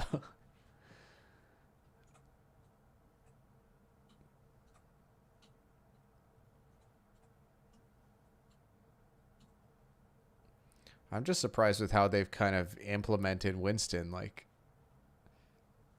doesn't it feel like they've really got like the reins on him?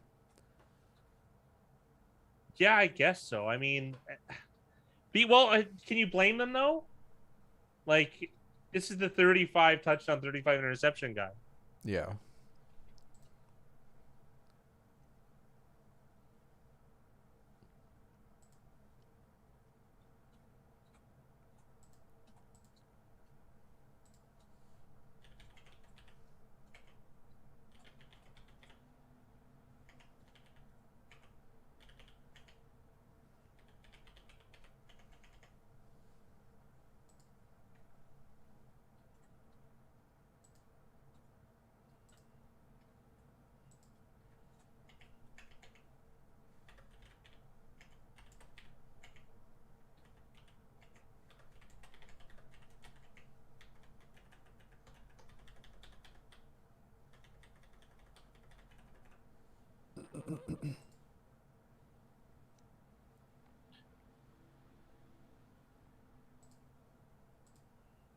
It's weird that almost all the timeouts are taken here by both teams. I think the Saints have one left. Yeah, it's just not great. Not great. Both teams have been very like messy, like procedurally or on substitutions. Seattle just jumped there. I think that's got to be a flag, which would be declined anyways. Holy smokes. They really caught him in a bad coverage there because Kamara just had forever to run.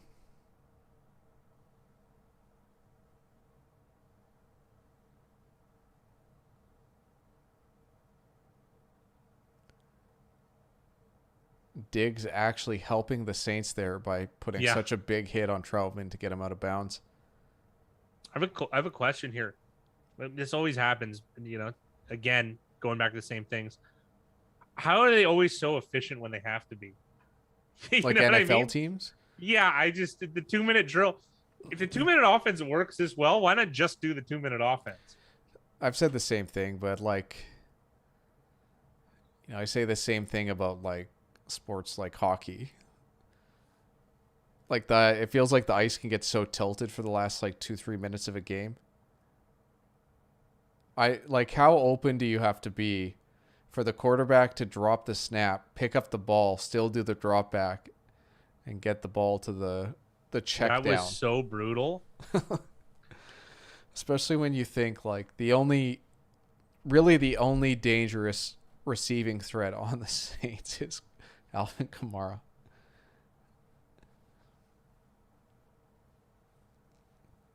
Look at one. Look at one on the left, Callaway. If he ran to the flat, you got him too. Like really easy because he had 2 steps on the corner.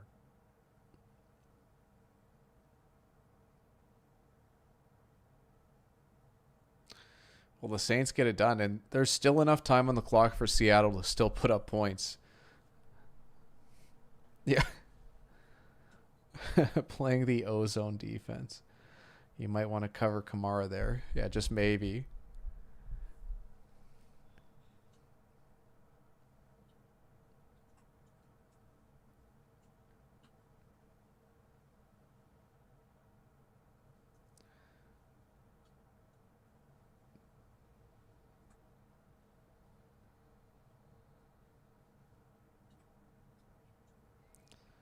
I don't know who 26 is on the Seahawks, but he didn't look great on either of those plays.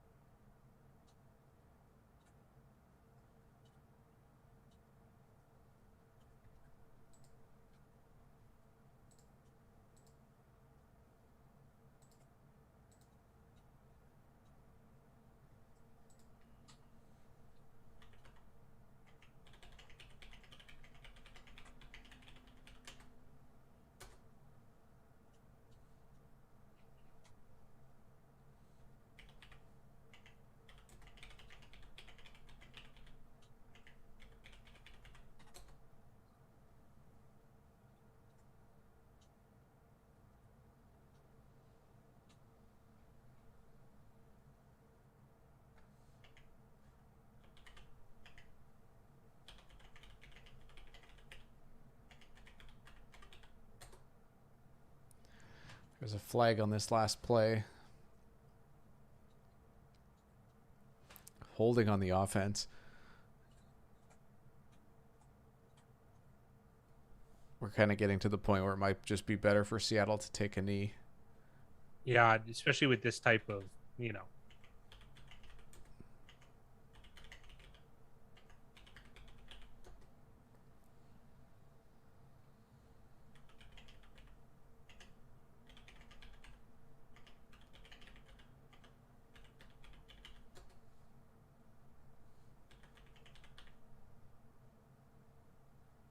They pretty much do that. They hand the ball off. And unless the Saints want to use a timeout and be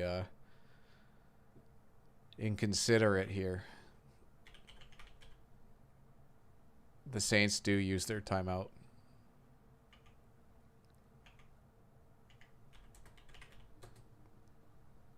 So it's a little bit confusing. I guess you still have the chance of like fumbled snap, but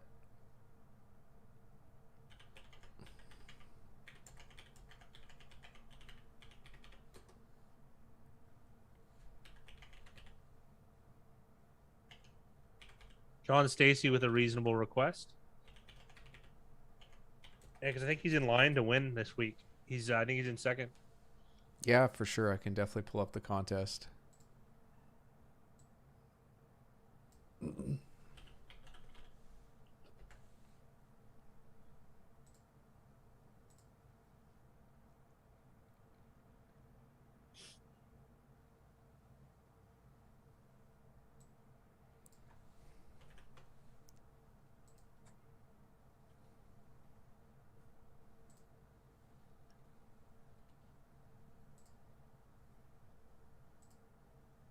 Seeing an argument out in one of my chats here.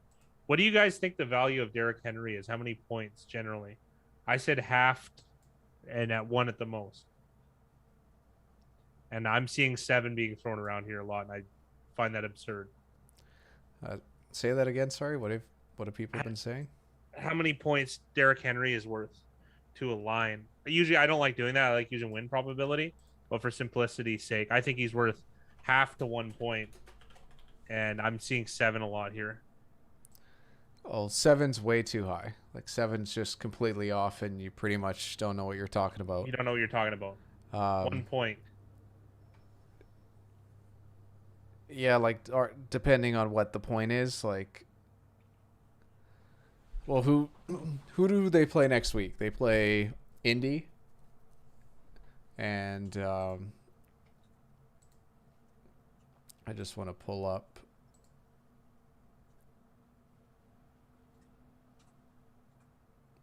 So right now Tennessee's -1 on the road to the Colts. So if Derrick Henry was ruled out, what would the line be in your head? I don't know. Pick them. We're at most no points at a key number. Yeah, exactly, Mickey. Yeah, maybe okay. -1 Indy. I don't know. To me, I think -1.5 Colts and like -1.5 to +1 is like nothing. Like it's like nothing. Yeah, it's essentially not a line. You could even go 2 Colts, and I go okay. Yeah, fine. But I guess it's more of what would the market do? Like how many more bettors would come down on Indy, knowing that? Like how many people are super reliant on that? I mean, it must be pretty high. You know, if they're saying 7, like, you know, they're within their own range. If they want to handicap that and do that, that's on them.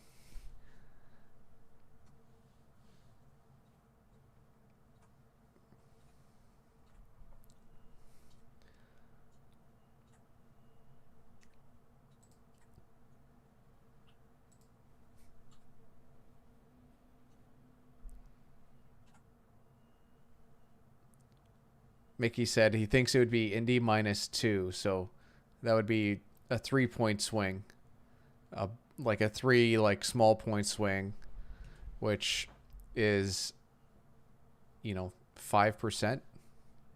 Yeah.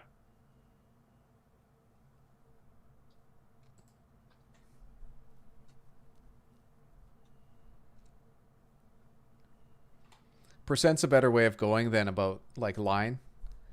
Because like 5% wouldn't move it off of a key number of 3.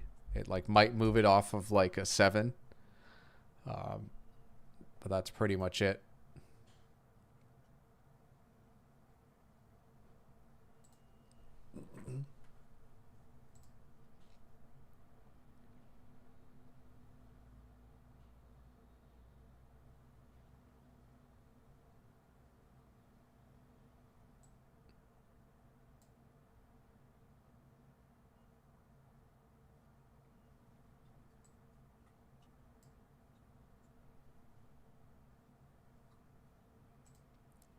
Just going to take name of the week down for now.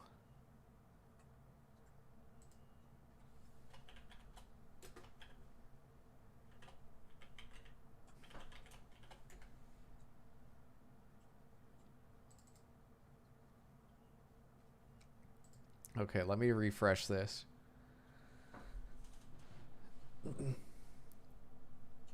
So we have a scenario here.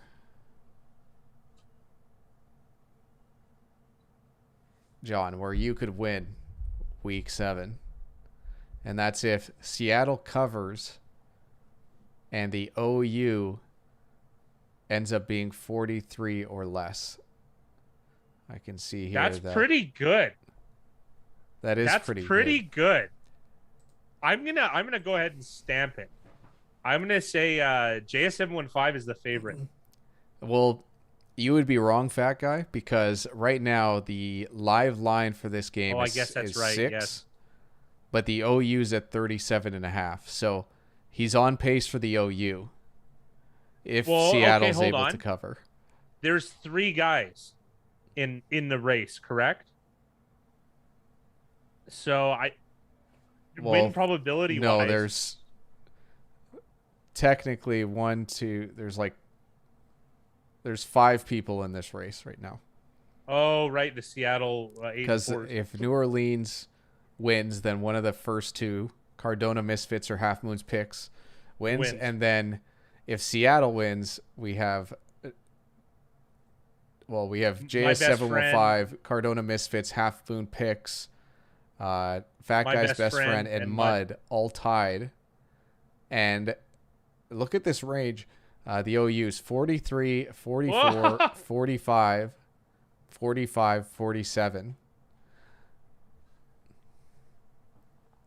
And then Mickey said -2.5 to -2.5 is probably the least meaningful 5 point. Like as far as points closest to 0, then yeah, that's the least.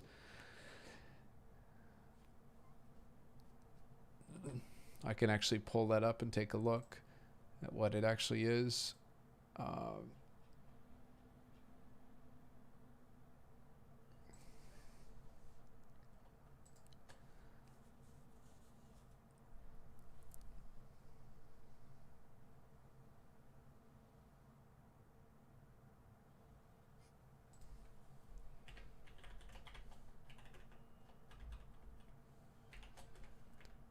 Yeah, it accounts for from +2.5 to a -2.5 is about 8.5%.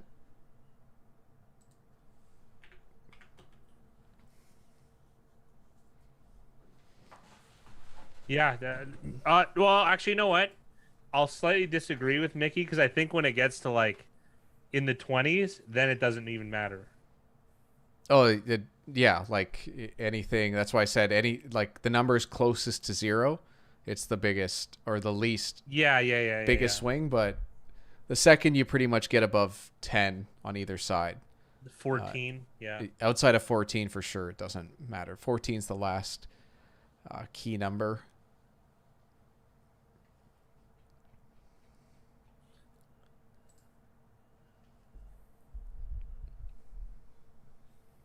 I hate Adam Schefter more every time I see his face. He's just a weasel. He's a weasel. He's the type of guy who would have kicked his ass in high school. Like, and it's not just me. It's every O'Doyle out there. And they should.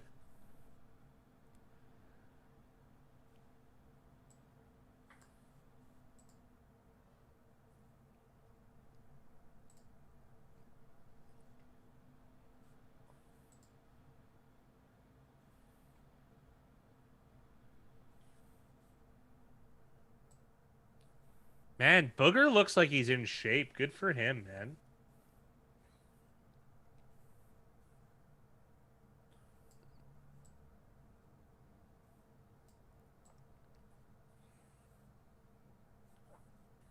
Mickey's got a good question.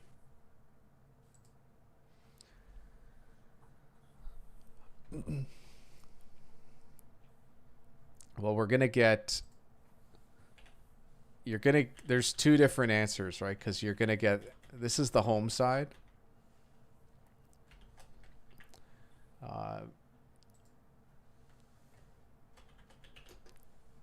Ian Rappaport greater than Adam Schefter? Absolutely, but he's still a snake too, I think.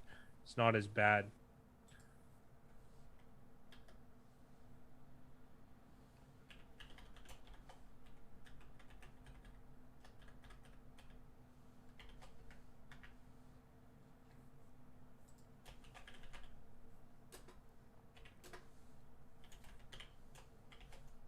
It's actually a pretty big discrepancy between road and away, which is interesting. Very.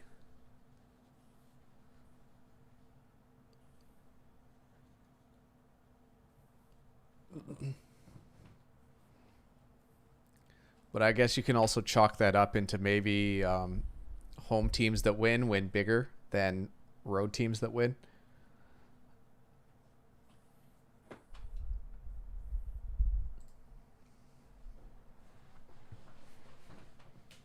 Because that's like when you really start talking about like how many points is a player's worth. And I know this has been a gripe with the fat guy. I hate it. It should really be talked about percentage wise. Win probability. As far as like win probability or like the percentage of chance of winning, it's just a lot cleaner. You want to hear something that really irked me on Twitter? I always wanted to know this question. So I tweeted at Poker Joe after I read his book. He didn't respond. Fine. Then I tweeted at Unabated Sports, who like they have some pretty sharp minds behind it. And the response I got, I said, why isn't it just converted into win probability rather than points? Because it's kind of the point thing is fluctuates and it's kind of arbitrary. And he goes, oh, it's just part of power rankings. What does that mean?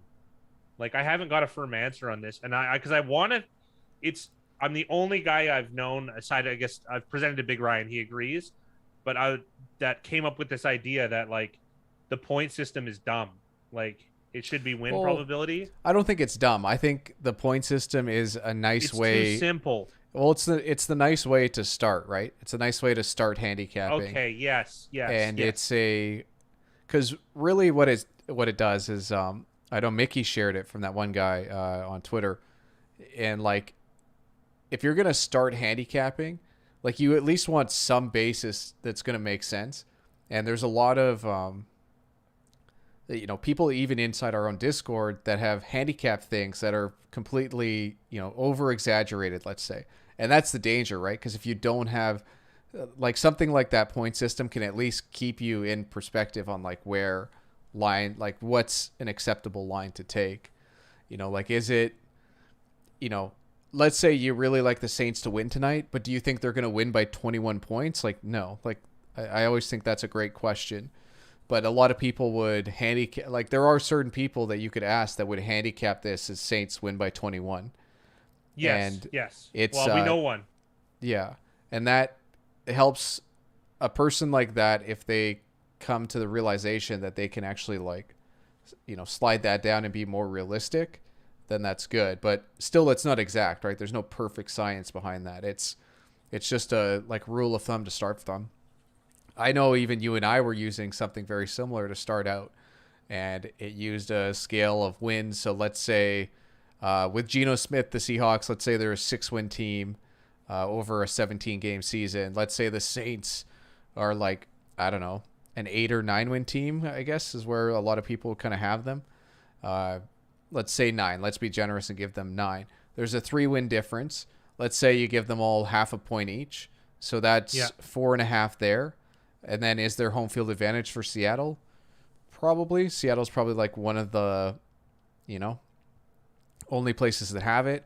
Maybe it's a little bit less with Geno Smith, more so than Russell Wilson. So let's give them a point. Now all of a sudden we have New Orleans minus 3.5, which is what this opened at. So that's pretty much spot on, like as far as that goes. And the market essentially moved the Saints up to 6, like. Yes. It pretty much did that, like, just continually pushed and pushed and pushed. Like, let's take a look at what the final betting numbers were. 39% of the money were on the Saints against the spread. 55% of the money was on the Saints on the money line, which makes me think that the books actually like the Saints in this game because they did move the line, and that line movement, it was to encourage more people to bet the Seahawks, which they did. So they're taking more of a risk on the Saints winning by 5 or 6 or more in this game than anything else, as far as looking at like this money percentage from these 76,000 bets, how realistic or not, you could argue. But at least that gives you like some perspective on like how to set a line and how to set a price, which, it's people make it out to be a lot more difficult than it is, but to just set a price like that to open up, it's not that bad. Yeah. Okay, all right. For simplicity's sake, I guess. So maybe dumb was a bit harsh, but it's just too simple. It should be a win probability that is then converted into Whatever point the spread, whatever they corresponding want, line would whatever, be. yeah, whatever they want, really, or money line. So actually, money line, it should be converted to money line, and then I guess it's the same thing. Too, if you're counting Ronald or Roland. Yeah. Ronald. Well, like, what was the game? I think it was a Seahawks game, but my friend made a friendly bet with me, and whoever he bet was 2.5-point underdogs, and he told me that they were going to win by 7 or more. And I told him, like, we're not putting any money on this, but like, I'll take your friendly wager. And like, there was still like a 30% chance he wins, but I had a 70%, essentially a 20% edge in our friendly wager, and it worked out for me, which it should most of the time. Doesn't mean it's going to happen every time, but like, if you really don't know how to set a price, like what is a fair price in a game, like you can really get taken advantage of. And I think that's what a lot of people tend to do by saying something like, oh, the Saints are going to win this one by 3 touchdowns, which is a very like casual, like bravado type guy thing to do. If them like, I don't know how else to explain it.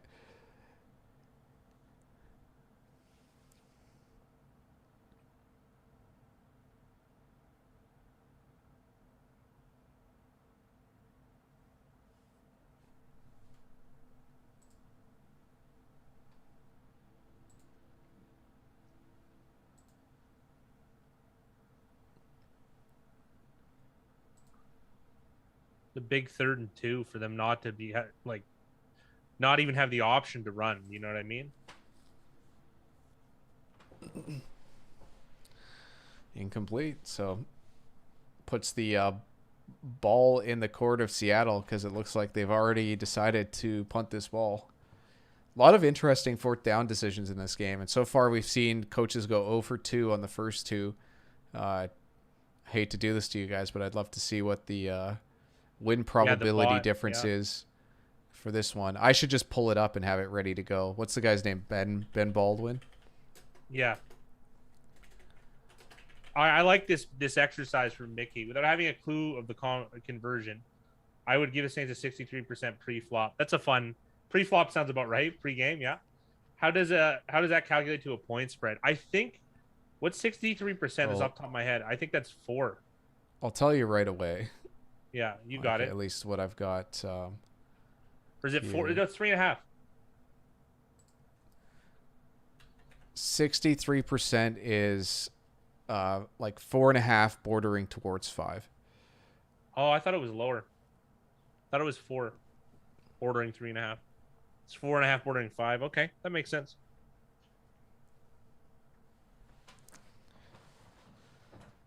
So it would be like 4.5 with bad juice or 5 with good juice. Like, I guess that's kind of where you'd put it at.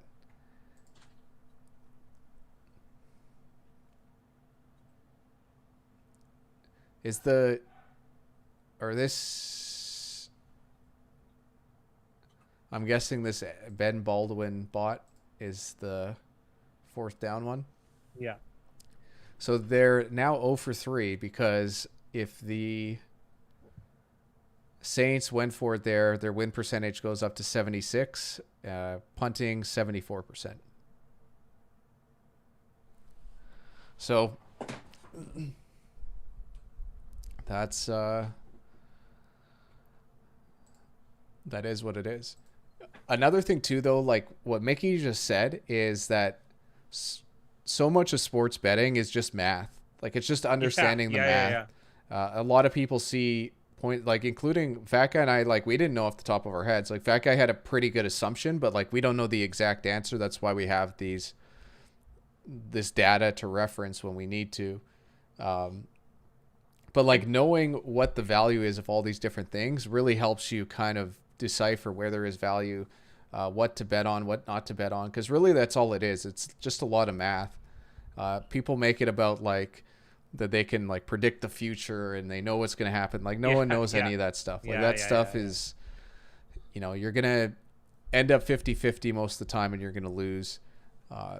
Really, it's just about finding these like micro edges and making the most out of them math wise. But that doesn't mean you can't from your gut pull a good, you know what I mean? Pull a good assumption. Me and Big Ry used to do this exercise where we would try and guess the lines on Sunday before the next week when we were a lot closer to the data. Well, at least I was in particular. And I swear maybe one or two games we would be more than half a point off, you know, like, because it's not that hard, like, to do that, because they don't have to be that accurate because of the juice. Do you know what I mean? As a bettor, you have to be that accurate because you have to beat the juice, if that makes sense. Yeah. And really, like, the more you do it and the better you get, that's where your opportunities lie. Well, you end up finding out you can barely bet because you can't beat the juice ever. Yeah. Like, that's one of the issues. I guess a closing line at least anyways. I gotta use the restroom real quick. I'll be right back. Sounds good. So Seahawks 2nd and 9 here.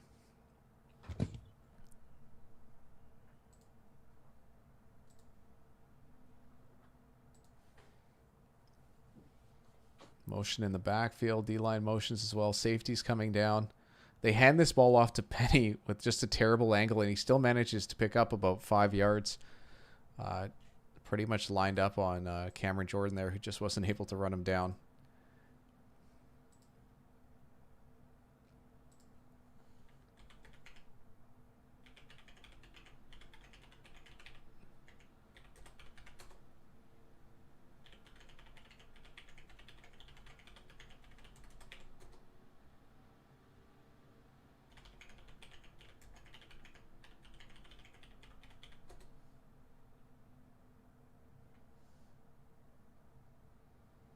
Big completion for the Seahawks on 3rd down, but there's a flag on the play. It looks like the Saints brought a lot of pressure. That was a nice play by Geno Smith.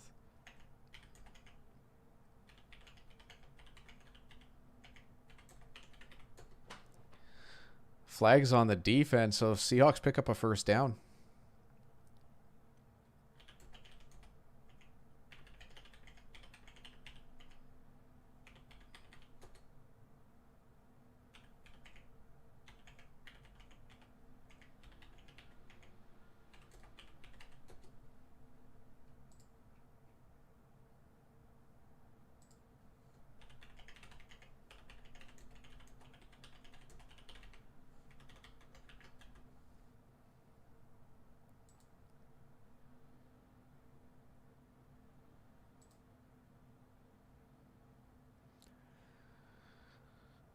It looked like a completion to Everett, and we get another 1st down here for Seattle.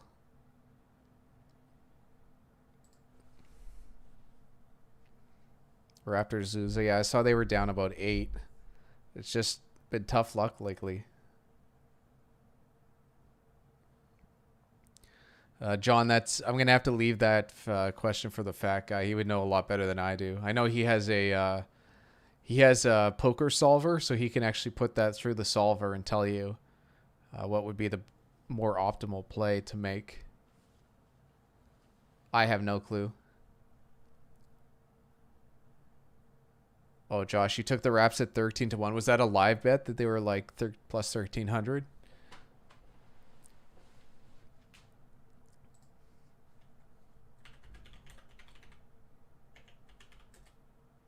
Oh, too bad. Too bad they weren't able to pull off some miraculous comeback win.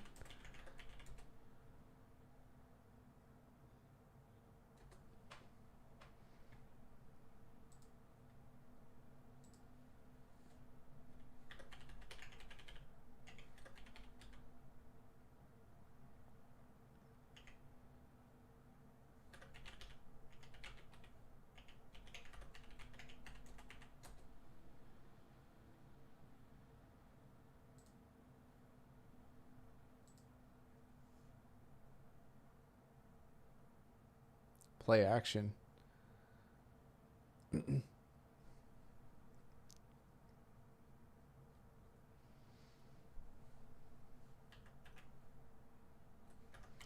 And Geno Smith takes the sack.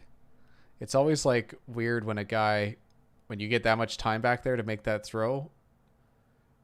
Like, you're probably better off just throwing that one out of bounds at that time, but he tried to make a play.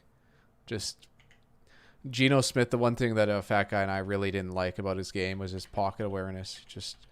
He's one of the worst when it comes to like sensing pressure and knowing when to step up.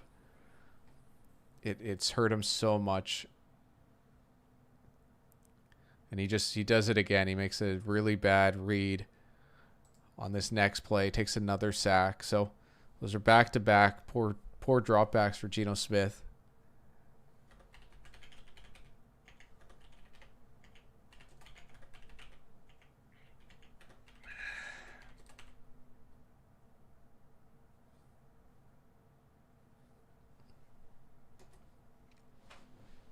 That was a nice full effort from Cameron Jordan. Like, never taking his eyes off the prize there.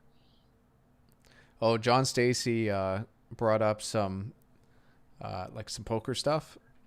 Just talking about pre-flop, 63%. Oh yeah. There's poker stuff like that. That question's a lot more complicated. Like, that's if you just run. It's called like pure equities, but there's something called like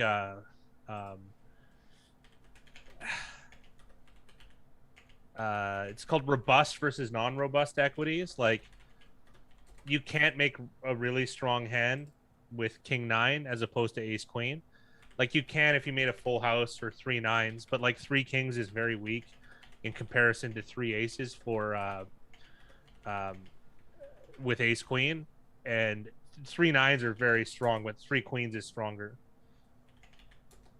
I could go. I know a lot about poker. I got to be real here. If they filmed the game I was at, I played on Saturday from 7:30 p.m. till 8:15 a.m. or maybe 7:45 a.m. the next day. I was at the wildest poker game I've ever been to on Saturday. It was on Saturday, so it was a longshore. It was a longshore foreman and some Chinese internationals, and they were spicy, let's call it. It was very interesting.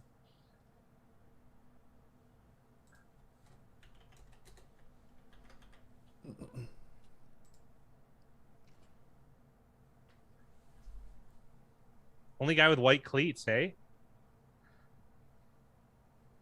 That's no good.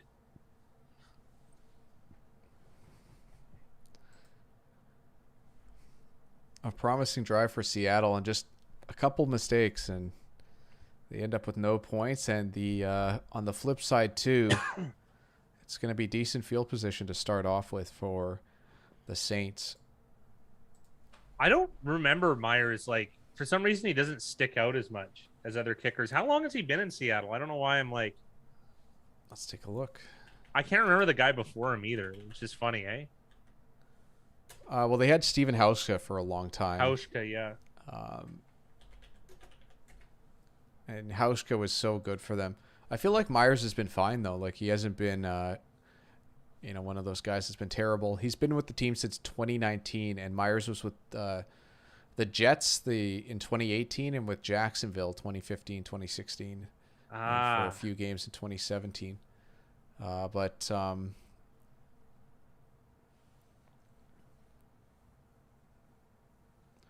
No, they call me Gino at the table, Mickey. It's not even close to my real name, but it got made up. I had to make up a persona to play on these apps because I didn't have Facebook, and that's where they did business over, like Messenger.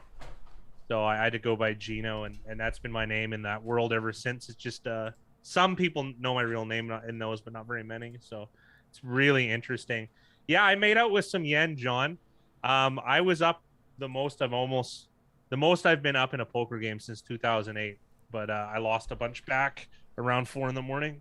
It was crazy though. It was no regrets, and and the Chinese guys like me. So, I mean, they can, when you're that big of a player, you have a lot of pull with like what games you can go, and I at least made it entertaining for those guys because I didn't slow down when I was winning. I went for the kill. It didn't work out exactly. I still won, but It was oh, those things are amazing. Like those subcultures. That's what me and Big Rye were talking about. I visited him after the game, and this subculture world, like poker's just one subculture. Like there's so many weird little ones that are happening that like we have no idea and would be so interesting. Zap said he shredded his Jets plus 7.5 ticket after the first drive by the Pats yesterday. The Jets are just such a tough team to take this year because they're so bad offensively, and they've had so many. I was looking through the veteran names that are out on defense, and it's pretty astounding. Like, it's hard to make up that many injuries on defense to like that many experienced guys. That was a nice tackle by Diggs.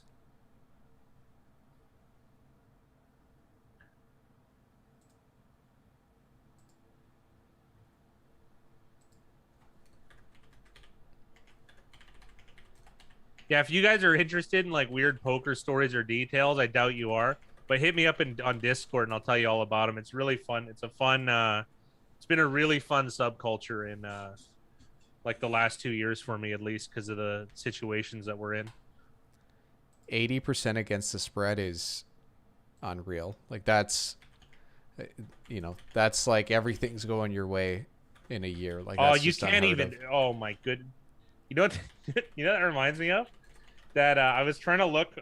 I forget what we were writing. I was looking for the luckiest run, and there's some lady that went on like a 10-hour run at the craps table and didn't lose, and it's like the luckiest recorded run that they have in like in gambling. So I wonder where that stacks up against that. Oh, the football team one was tough, Saps. Real tough. Well, look at this defense get to the ball, eh?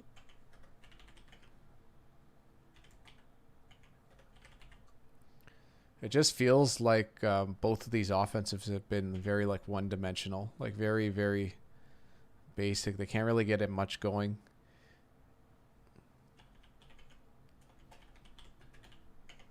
Okay, my mistake. It was 4 hours and 18 minutes That's still of unprecedented. Holy smokes. Holy smokes.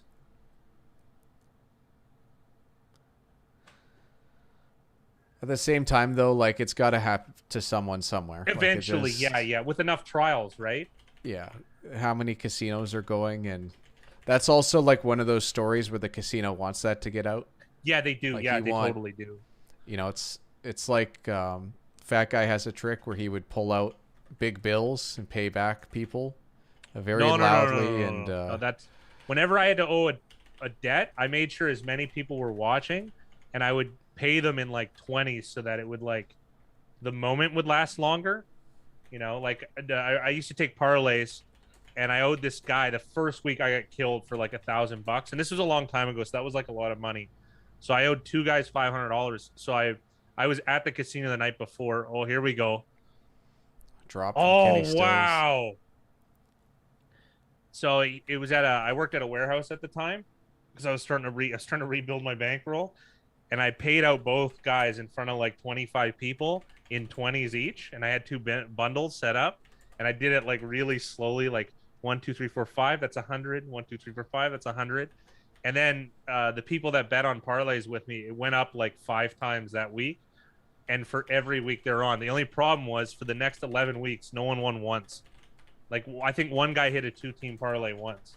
So then that like killed my action for the rest of the year. I needed one of those guys to win in between.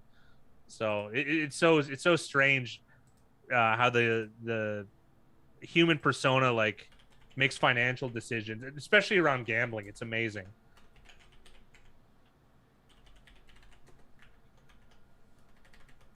And the superstitions around gambling are of my favorite.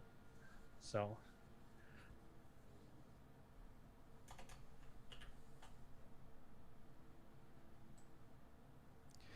I just saw the score for the Raptors game. So they only ended up losing by 3, and Josh Allen said he managed to get on the live line 13-1 for the Raptors. So that was like way closer to hitting than I thought. Holy smokes, 13-1.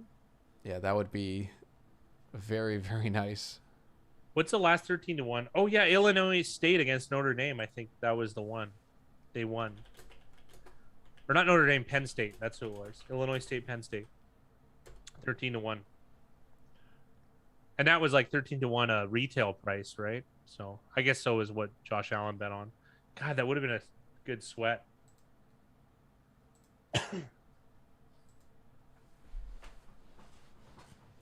I just posted the Portland LAC numbers in the Discord if you care to take a look.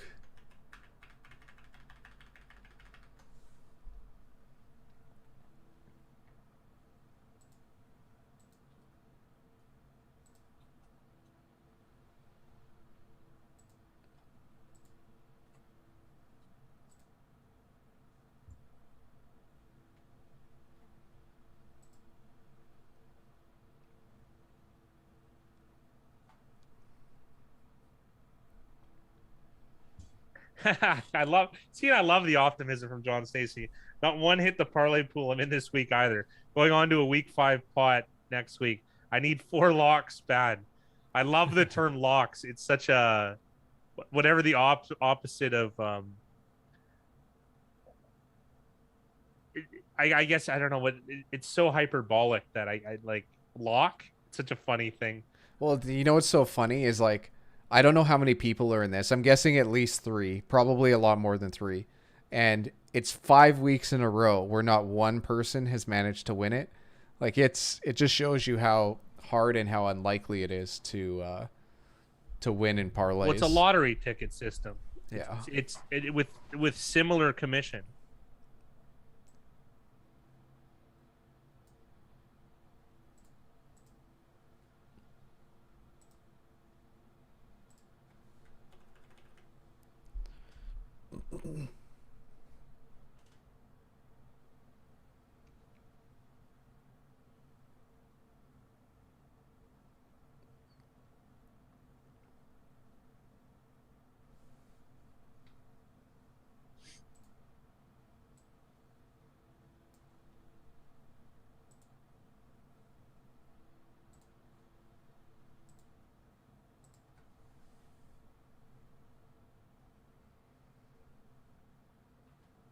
All right, here's the 3rd and 1.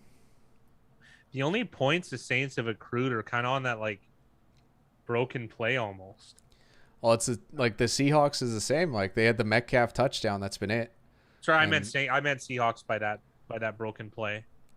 And then really like the Saints, same thing. It's just like a couple big plays drive for Kamara, and like really it's 2 coverage breakdowns on essentially 2 checkdowns. Like, but that first one was just a really nice design play, and to only have that one player like man on Kamara underneath, and then that player to slip, like you're just in trouble at that point.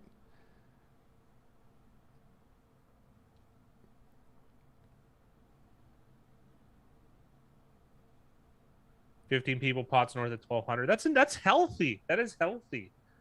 A smidge under 500. That's okay. That means you're going to regress to the mean. All right, or progress rather.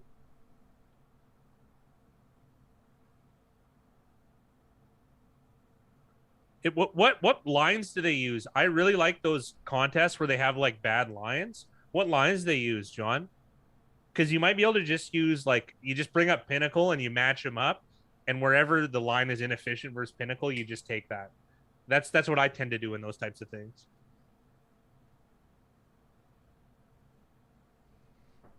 And then going back to Zaps, like it was the same thing for a bunch of us. We were all in Washington, and it just that I wasn't watching live, but that's that play where Heineke slid into the end zone and got called down short. It's just so frustrating. Like as a player, you need to know all those rules, and it's like he could have easily got in. Like he didn't need to slide, so it's just so frustrating. But like it's more than just those plays. Like you know, there's plenty of other plays that Washington had that cost them the cover or the win, but it's part of gambling on sports. It's just crazy things happen.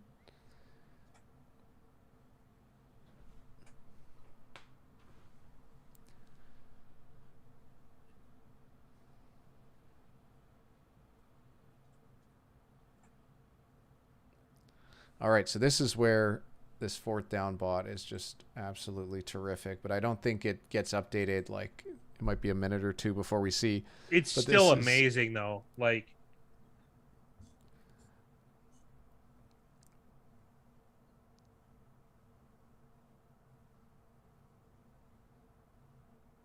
I don't even think there's like a faster way to have something like this going unless you can essentially have it running real time. And they punt. man.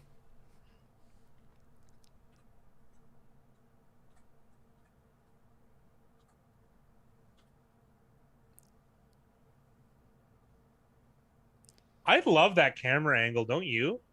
Yeah, it's terrific. And I also feel like a lot of other punters in the league might have had two punts blocked today. Dixon just feels like he gets it out so quickly.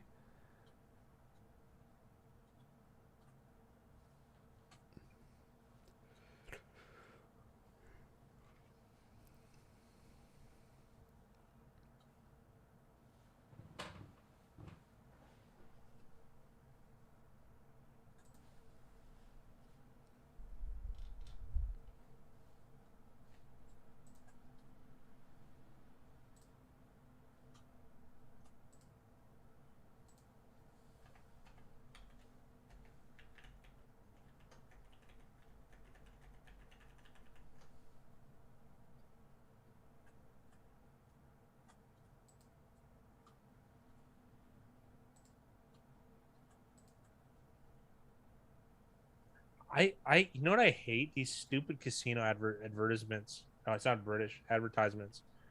And like, it's just that you prey on. I mean, I guess. Am I really better? The morality to it, but they say it's a free website. Yeah, right. Yeah, it's free now. It is. It's the play money. It's .net, and then the .com is the oldest trick in the book. Is it up yet? It is, and really, there's not much. It's more beneficial to go for it, but only 1% difference.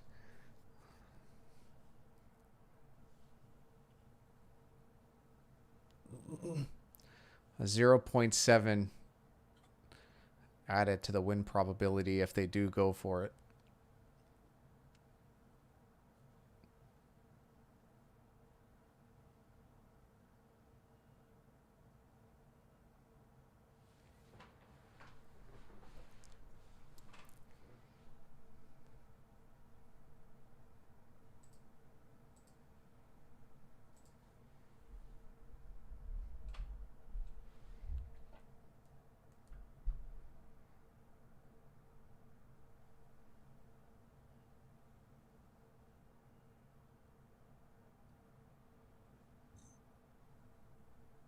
Hey, John, do you play? Do you just play Hold'em? Or do you play Omaha as well?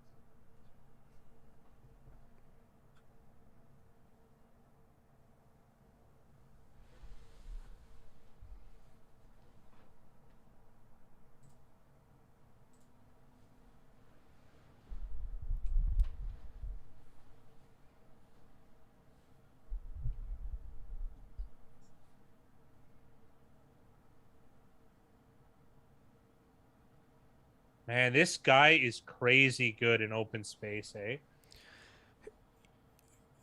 He is, but I also feel like there's a handful of running backs like that could have made that same play. Like I'm Yeah, no, surprised that more absolutely. teams don't try to replicate some of the things that the Saints do to get the ball into Kamara's hands. With lesser known players, because like that's not the hardest thing to do, like you said, but it's still like, I don't know, maybe it's burst, right? Because he's not actually that fast of a guy, but during that, like that, initial 3 yards where he whipped around the arm tackle, I don't know, it's like it just feels like he's got a little extra go to him. What a play here by the Seattle defense. They just I hope he's changed not the down. he looked like he was still up cuz Actually generating a fumble is like the hardest thing. Oh man, did you guys see uh Darius Leonard last night? Oh, that's a fumble.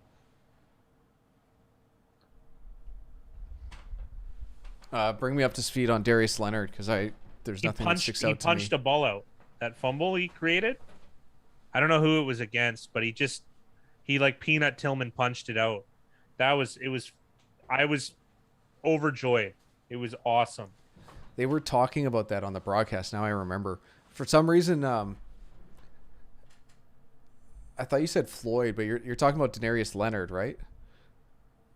Darius Leonard, yeah. Yeah, Darius Leonard. Yeah. For some reason, I thought of a Leonard different. Floyd. Yeah, I thought of someone completely Yeah. different. The Rams, former Bears first round pick. Yeah, they were talking about how the opposing coaching staff was just super, super impressed with his ability to punch balls out. So it's not something that I've followed super closely, but it sounds like he's been doing it at a pretty crazy pace. Like, it's so funny how, like, if you were really good at that and worse in other areas, you'd be worth more overall, if that makes any sense. Yeah, like turnovers are just so valuable in the NFL. Like, really, this is the exact kind of game where like a turnover is going to be, the difference maker, Holy right? smokes, man. Cameron Jordan.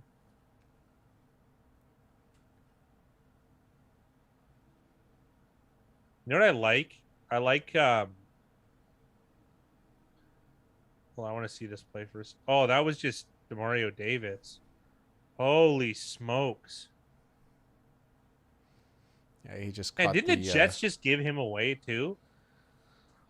possibly because they brought in Mosley. Man.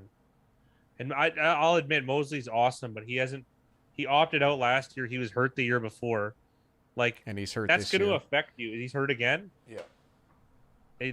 He's made a lot of money for not doing anything for the Jets. Yet another player from Baltimore that is just going to leave town with a giant check and a truck full of money.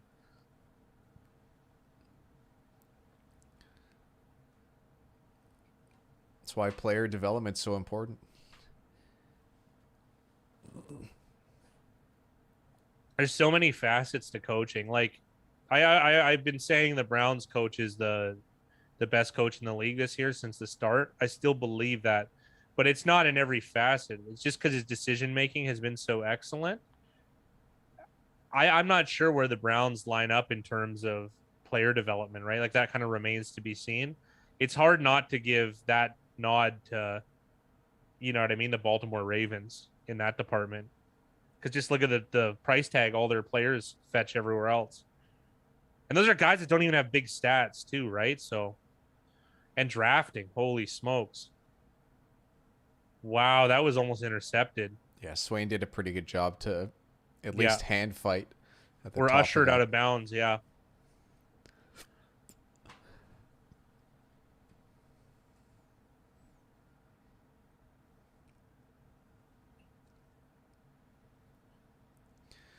So he was open on that play, but he was open about 2 seconds before Geno Smith released that.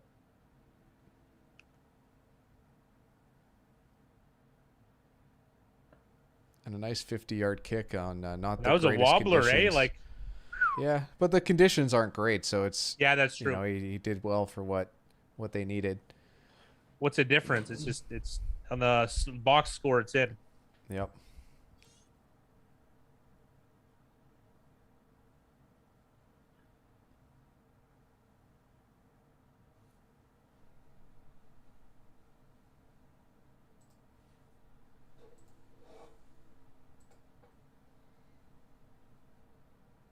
I will be back shortly. Ominous tone, Big Rye.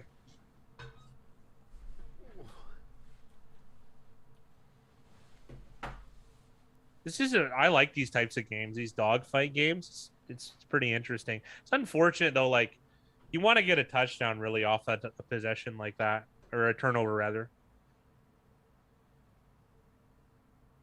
Oh, this beard is encroaching. At least this mustache, it's curling over the lip. That's the most annoying thing in the world. This might be going this weekend. Holy.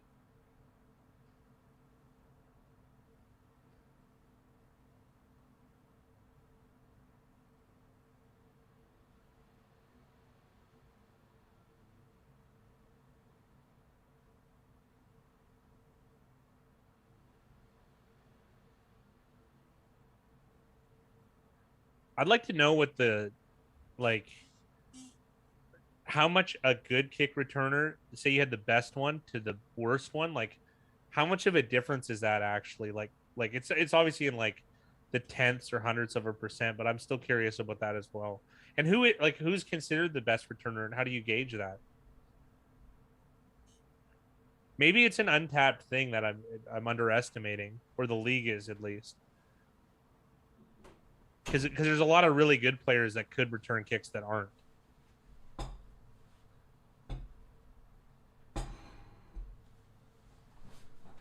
Like the difference between, let's say, Devin Hester, who's probably the best kick returner of all time, and an average one in today's game. Ooh, Jameis's finger looks like Russell Wilson, but it's just a ring finger. That was creepy.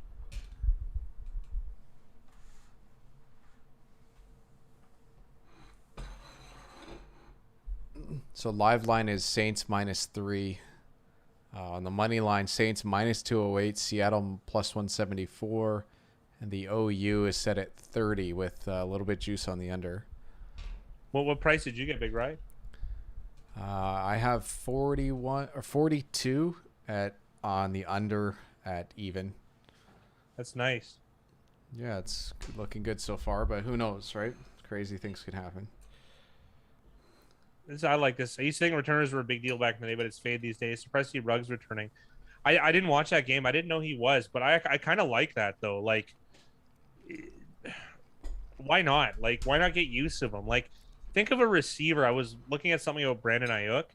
He ran like 90 routes and he only has 8 catches or something in that 90. Like, you could obviously make like indirect cases for like drawing attention away from other players that are being productive in terms of a receiver. But like, if a guy's a good kick returner, I don't know. Like, don't you want to maximize the potential of the player as opposed to not? And like, is kick returning really that dangerous too? Like how much would it add in terms of injury probability as well? So I kind of like it if the Raiders are doing that. And Ruggs is a top 5 fastest player in the league. I would imagine that, if a hole opens up, that guy's gone faster than almost anybody else, aside from maybe Hill, John Ross, Dante Jackson, and Marquise Goodwin. Those are probably the fastest guys in the league. And I'm not. Is Goodwin even playing? I think I saw him line up, but at a very limited capacity.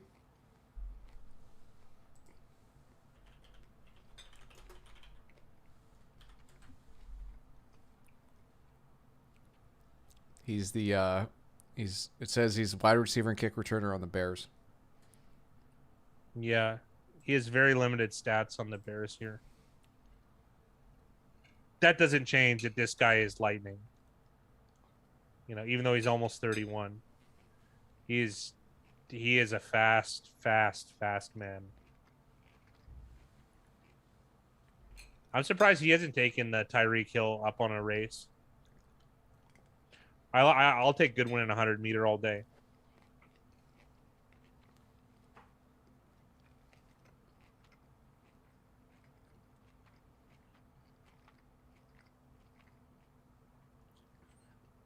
Oh, he's doing it again.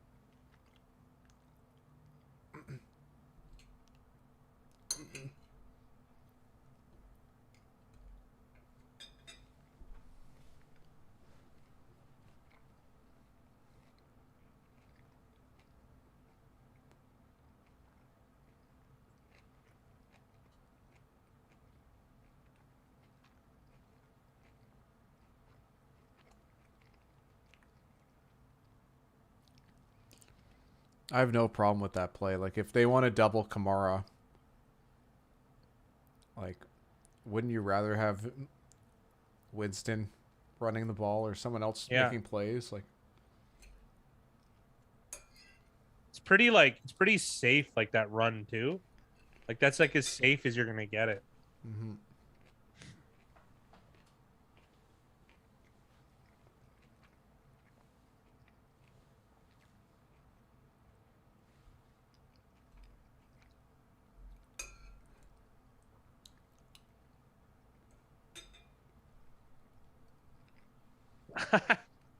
My 15-year-old beat me in a 40 this summer. I must be getting old because I always thought I had wheels.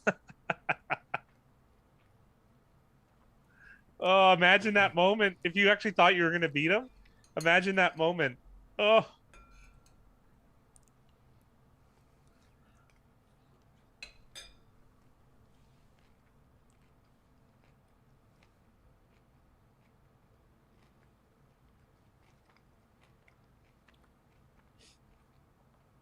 I worked at a bar when I was 19, and one of the girls like that worked there was a like she played sports and she was a personal trainer, and I remember racing her in the back lane, and I bet all of the everyone that worked there money, and I was going to lose a few paychecks if I didn't win that one. So I was lucky in it, but it was like slightly downhill. I was only 220 at the time though, so it was a lot different. But man, if I would have lost that, the stakes were high from a personal perspective. A 5'2" girl beating you in a race.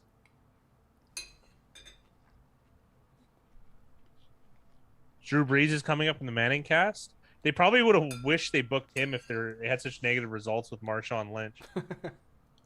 I mean, really. It's so weird. I'm never gonna watch that. Like, I don't think it's ever gonna happen.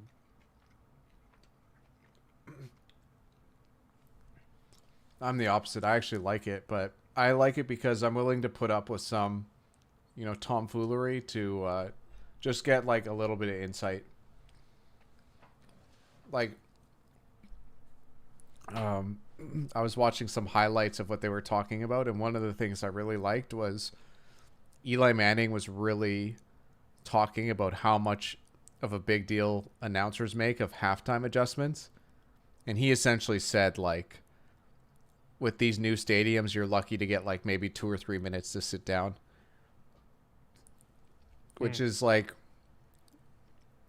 contrary to what we believe, but like also we believe this because we've been, you know, the announcers have said it so many times that you just eventually start believing that it's true.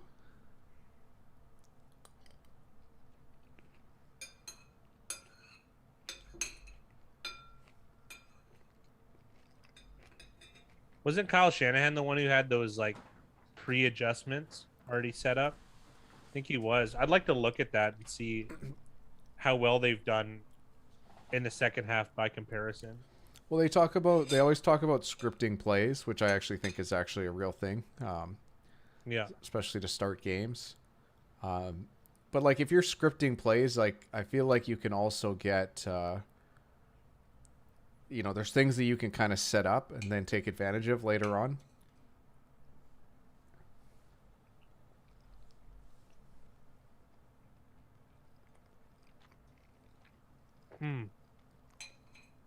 A big holding got a call good bringing question. this back.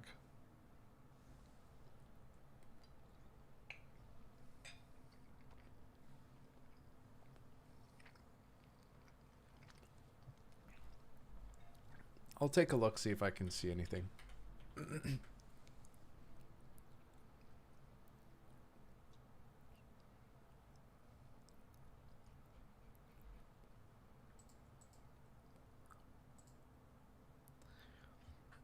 The only news I saw earlier today was that Michael Gallup can return from IR. The You press. check Roto World? Yeah, I'm checking right now. The only reason I can think it's down is that there's maybe uncertainty whether Prescott's going to play or not. But there hasn't been anything announced. That was a better run than I would have expected from Geno Smith when I saw him sprinting because it looked pretty labored, I guess.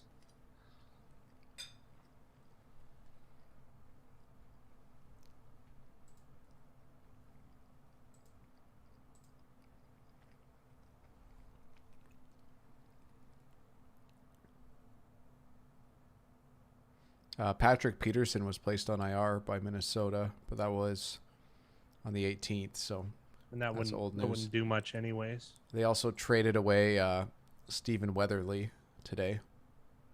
Really? To Denver. Wow.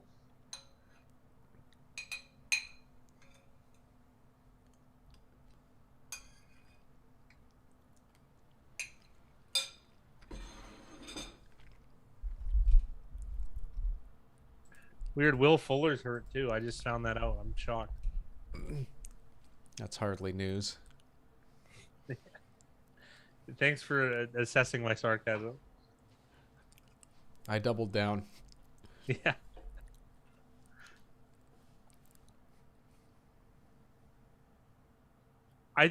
Was Kiki QT playing for the Colts last night? I think he was.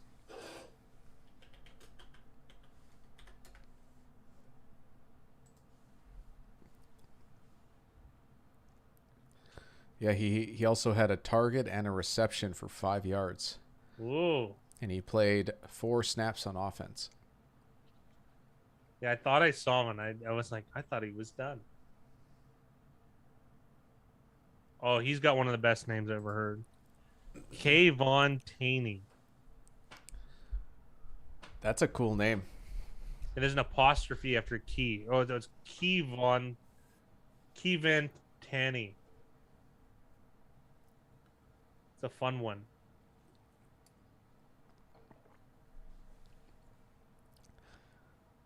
Kayvon Taney sounds like a really bad attempt at a new drink. Kevantini? Yeah, it does. There we go. He's played 22 games in 4 years.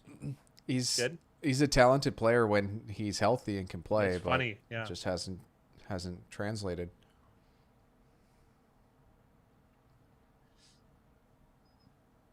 .443. He's only 5'10", though. He's shorter than 5'10".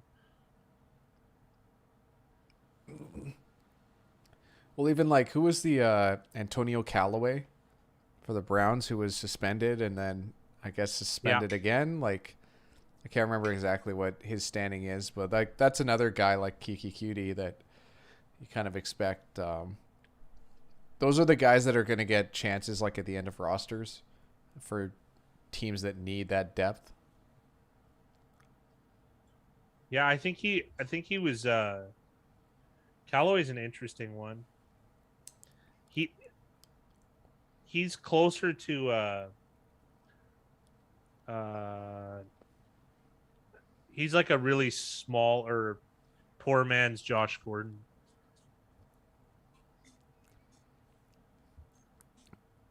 Are you talking about because of his legal problems and off-field stuff? Okay. Well, that's why not from a talent standpoint. Very different players. They're different receiver, but they were relative. Well, Josh Gordon's very heralded, but he was like a playable receiver. Yeah. He was he was a guy that slipped, if I'm not mistaken. He might have even went undrafted, even though he was like a considered maybe like a 3rd, 4th round talent. Or he was a 4th round pick. Oh, so I was mistaken. So maybe he was like a 1st, 2nd round talent that slipped to the 4th round. Yeah. Who was that receiver they took that really didn't work out?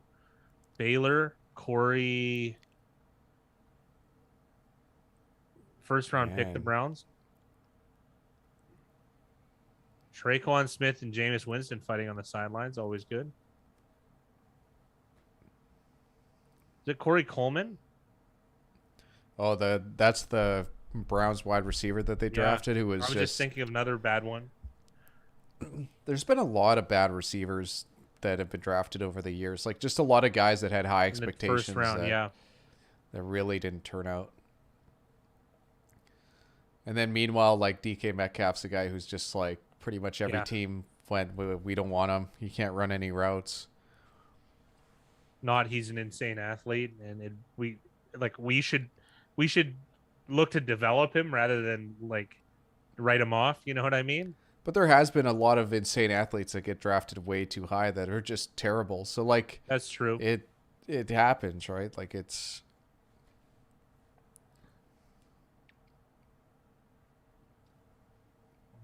Goodness, they went 38 offensive snaps out going to him. Wow, gee, like yikes, man.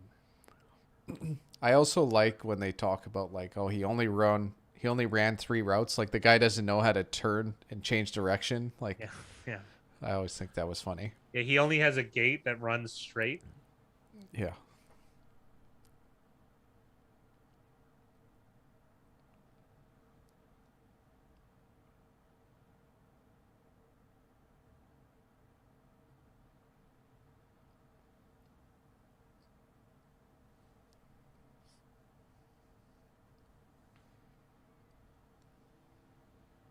Oh yeah, Eagles as far as drafting wide receivers that don't work. I What do know you a got? guy. Rieger, Yeah. Arthega Whiteside.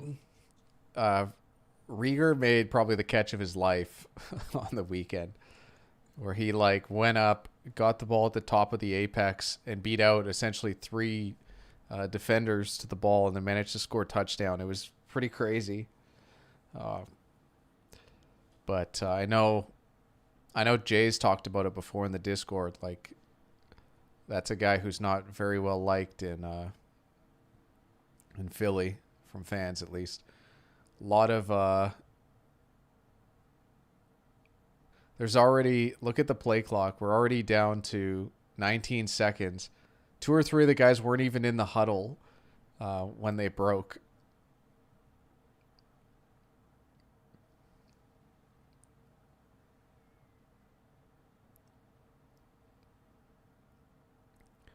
Wow. That's a Saints defense that wanted blood after that last play. Yeah, yeah. I'd really like to see what happened down the field with Everett. And also, it was kind of bizarre that there wasn't a flag thrown from, considering it took 20 seconds for him to get back to the Yeah, line that's of true. scrimmage.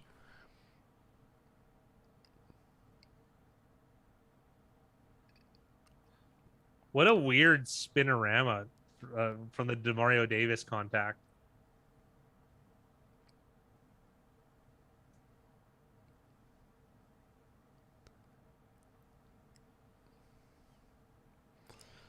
Well, Yeah, there you go. Big play. I think that's PJ Williams. I think it is, but he took the terrible angle on the touchdown, and then on that play, he decided to take no angle because he just stood still until Lockett ran into him. No, it's Freddie Swain. That was Freddie Swain. Oh, my bad. Yeah. But 43 on the Saints just essentially waited for him to come to him. Guess he was a little bit leery, I guess, after missing a tackle. I don't know. I don't know either. This hurry up offense from the from the Seahawks has been working out quite nicely for them.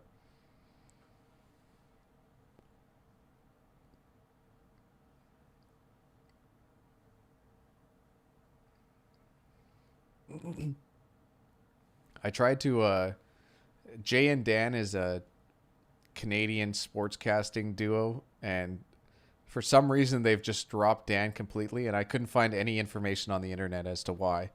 But it's just weird that those two guys were like hand in hand for years just to go from no one now. It's very bizarre.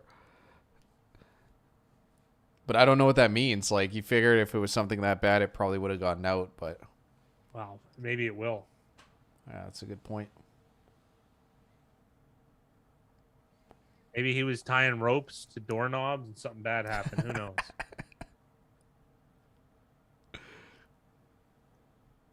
Norm Macdonald does a 10-minute bit on that autoerotic asphyxiation, and it's like the funniest thing ever.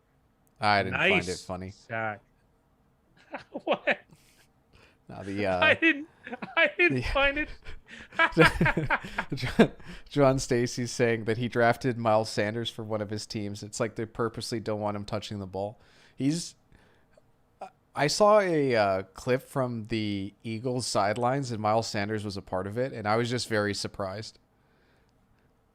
He seems like he's got like a very big personality, and not in a good way. Terrific player on the field with the ball, though. There's nothing wrong with him, at least that we know.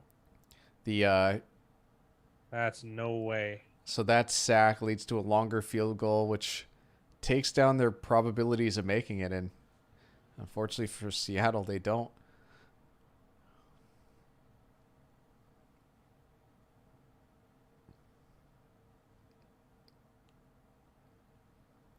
Well, Pete Carroll's got the gun back for the second half.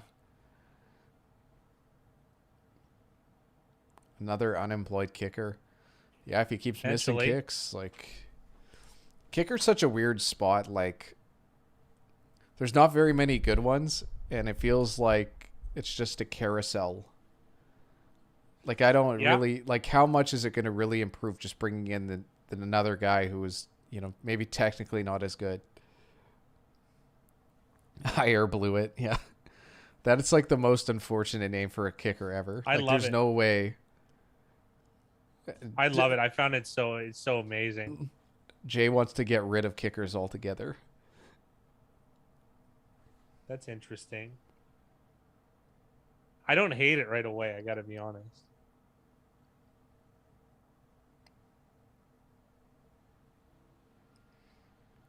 The live OU's down to 28.5, and the under is minus 308.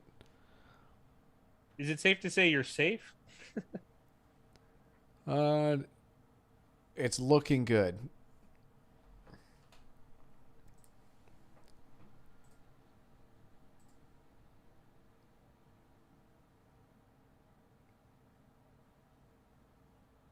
I have a question. In college overtimes, because I never watched college, when they go for it, or sorry, when they go into overtime and they get those like 2-point trade-offs, does each time they convert, does it add to the score, or is like the score stuck at a certain amount, and whoever ends up winning that like weird golf skins game ends up with 2 more points?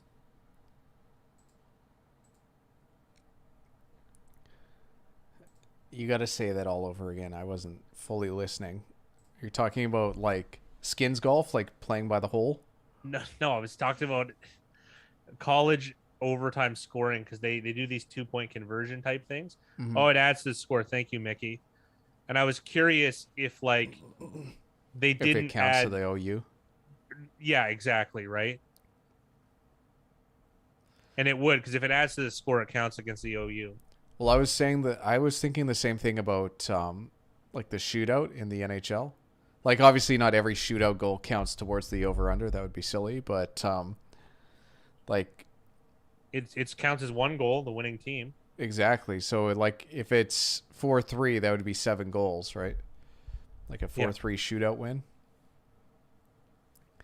Which is just very strange for how the OU works.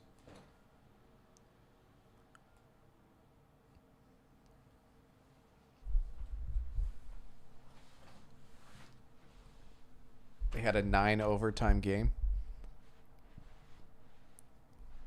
Man, imagine betting the under and losing on the 9th overtime score. Yeah, that's what I mean. That's where my brain went.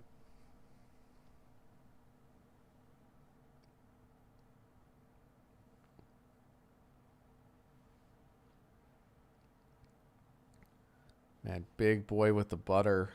Is that Puna Ford? I think it was Al Woods. Woods got his hand on the play, but then the ball was Ford up had in the chance air. Yeah. I know he's like upset that he didn't, but like as a lineman, what's going to make you look straight up in the air as you're running backwards and expecting the ball to be in your hands? It just doesn't happen. Winston 1-6 on 3rd downs, or 1-4-6.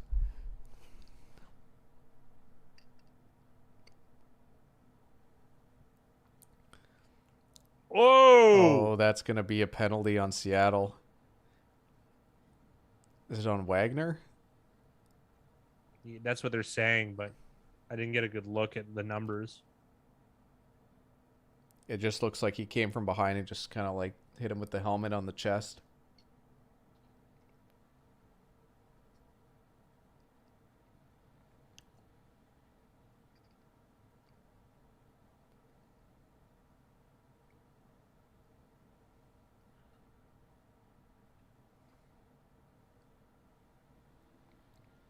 I thought it was Wagner, but no, it was the corner, Blair.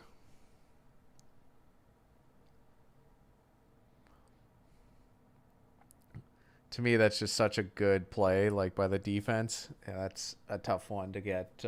Very tough. He did throw the gum. That's a good. That's a good catch, Josh. That's so rough. Because like Winston had a chance to get rid of the ball to Callaway, like as kind of like dumping it down, and he didn't. And like, you deserve to get hit if you're not going to make that play, because like you have like 3-4 guys converging on you.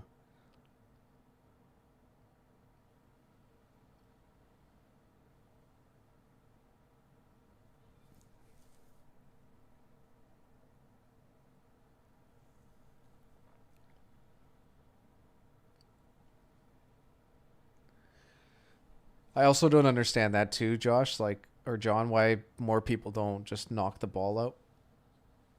Yeah, yeah, that's a great point. Have a good night, Jay. See you, Jake.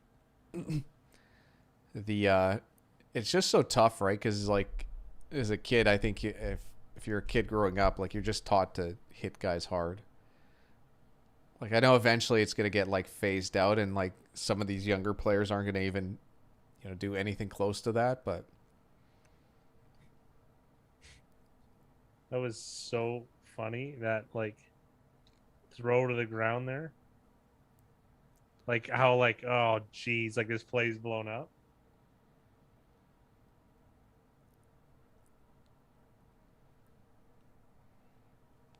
there's been a lot more like unnecessarily chippy type stuff in this game. It feels like more so than normal. Yeah, the Gerald Everett thing I'm curious about too. The weird push, the push fight between Marshawn Lattimore and DK Metcalf. It's two ways though. I always hate that the retaliator gets it. Like, so you can just start a fight, but anyone who finishes it, Yeah. to quote Sam Hyde there. Yeah.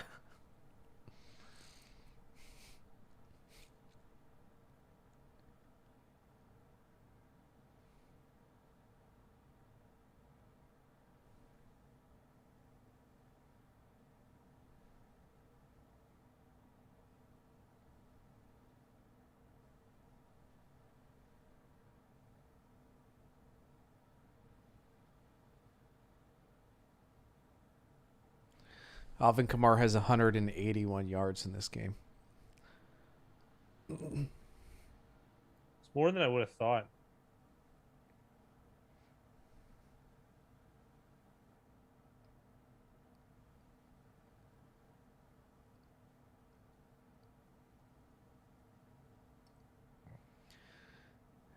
You always see like the smaller guys get helped up off the field. You never see like a line like anybody helping up a lineman.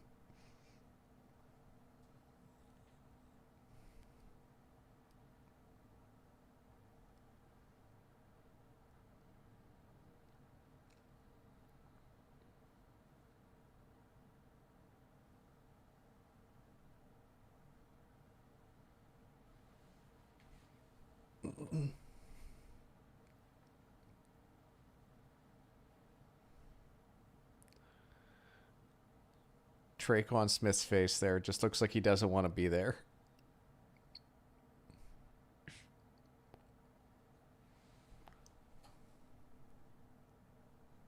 Yeah.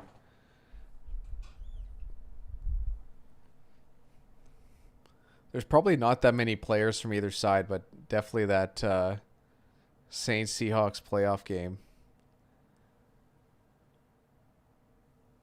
It, I kind of forgot about that. They had two really good playoff games. One where the Saints were a huge favorite, and one where the Saints were big dogs. And Seattle won both. Man, Saints have actually, now I'm thinking about Saints have two weird rivals, Seattle and Minnesota. Yeah. Well, that's what playoffs will do. Oh, this is his season debut. I didn't know that. I thought he played one game. Guess he's been hurt.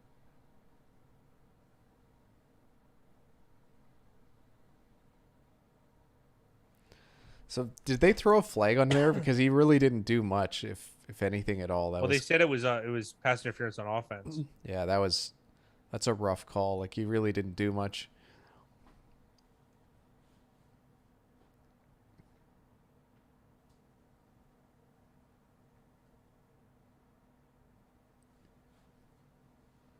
They're saying that Marquez Callaway burst onto the scene last year.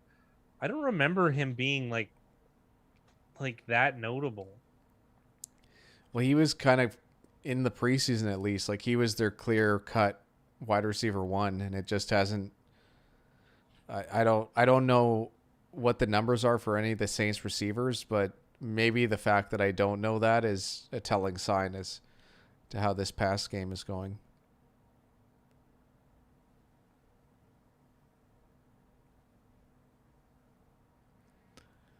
I know they're using like probably yards, but they were highlighting how like the Saints passing offense was like 29th or 32nd. Like it hasn't been strong. This announcer needs to give his head a shake. Marquez Callaway had 213 yards and 21 receptions last year. Okay, yeah, In how many games? Like did he only play? He started 3 and he played 11. Yeah, it's not. Like what? I guess because maybe he was just like not even on the roster to start. I don't know.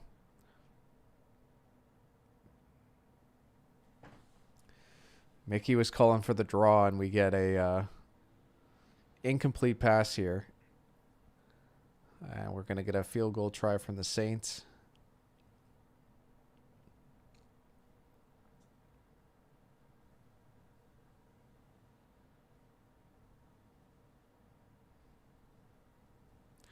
Seeing the replay, it was really good coverage from Seattle. They're showing the announcer is now saying he would have given it to Kamara. Kamara looked pretty covered there to me. Yeah, that was like excellent coverage from Brooks, the linebacker. He's probably had the best game. No. Oh no! Where is this on the 5-yard line? Or like it's 4th and 5, so you can't rough this up. Oh, and it's a first offside down. Defense. His microphone's off, but we all know that sign language.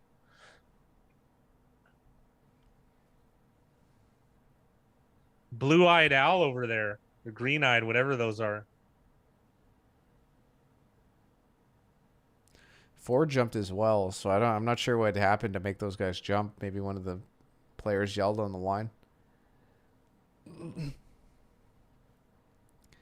That's it's a bad mistake, but like what if Seattle makes a play on defense on one of these plays? Like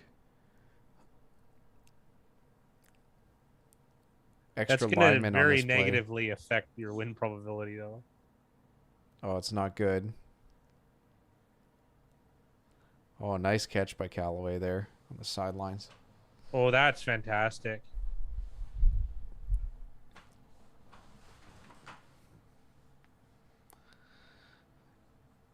The other thing that's interesting here is like the Saints should be trying to take off as much time from the clock, and that play didn't help.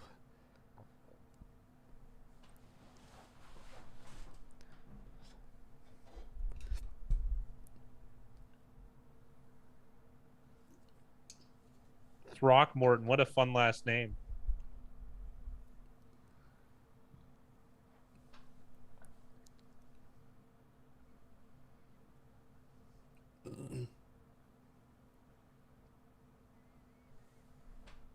We slipped. I think, man, Brooks has had a pretty good game for the Seahawks here. That tip pass, it saved a touchdown. He had good coverage on that last play. He stood up Kamara on 3rd and 1. Pretty good game here from a linebacker perspective. Something that doesn't always get highlighted these days. Mm-hmm. And Davis on the other side, pretty good.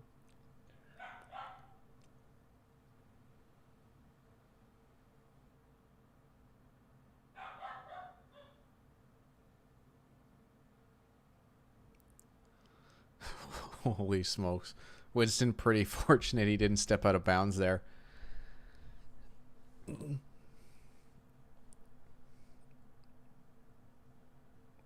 Like that was like as unnecessarily close to the sideline as you could get to make that play. Also, too, going back to what you said, wouldn't you want to like time this down?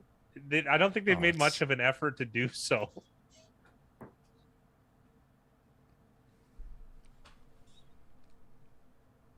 They keep talking about which guy is going to do what. Like, what about exactly what Big Rye said? Clock management here. Isn't that more important? Like, well, the Saints just messed up big time here, and they had to take a timeout.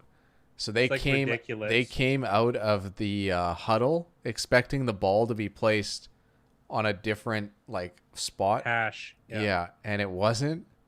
And obviously the entire play was probably like designed around it being snapped on like one hash over the other. So they have what? A completion in bounds, a run that gets stopped, and now they had to throw the ball away, stopping the clock, and now they had to use a timeout, which they might desperately need later on. Yeah, exactly. Just unreal. There was 5, 6, 7, 8, 9 timeouts used outside of the 2-minute warning in this game.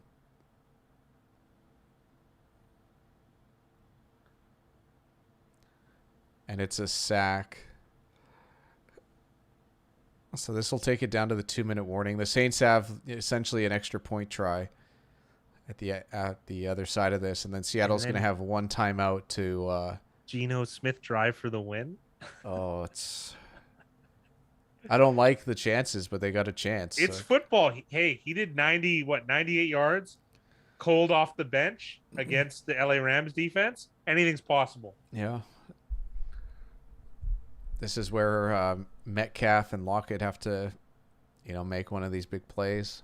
Maybe we see rubber meets the road, as they say. Maybe we get a 75-yard Rashad Penny draw. That's right. 2-minute offense, baby. We're going to see it. It's good for covers, though, that they were able to hold them to a field goal. And then because of the timeout situation, if there is a turnover, barring a scoring turnover for the Saints, like, this game's done. Wow. So John Stacey's in the driver's seat to win this week, eh? Yeah, he is. It's going to be pretty crazy when we talk about we're going to go with the JS715 winning, and then we're going to go with the leaderboard, where there's a chance the JS715 could be first as well next week. And then we're going to go into the JS715 honorable mentions. And then we're going to go into the JS715 name of the week. It could be. Name of the week. There's a lot at stake next week. Yeah. We'll highlight his Playgirl spread. We'll get it all in there.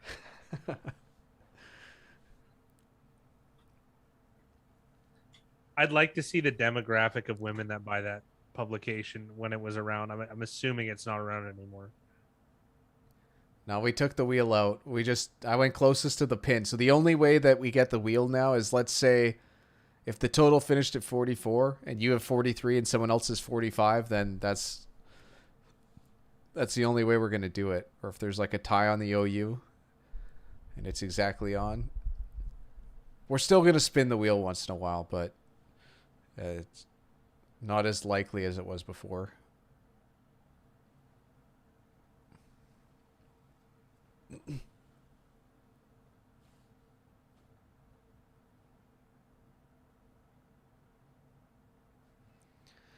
But before all that, the Saints got to make this. And it's Brian Johnson kicking this one.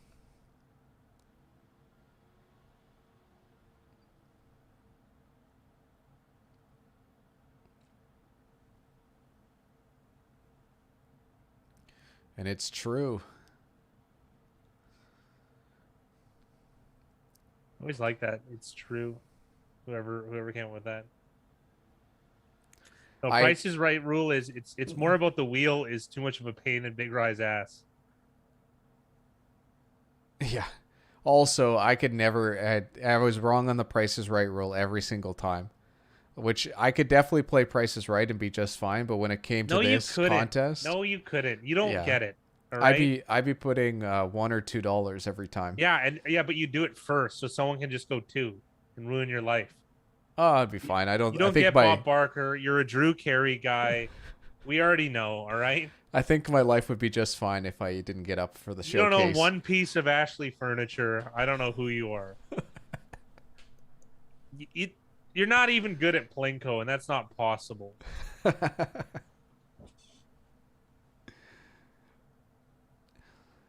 The live OU is now 23.5.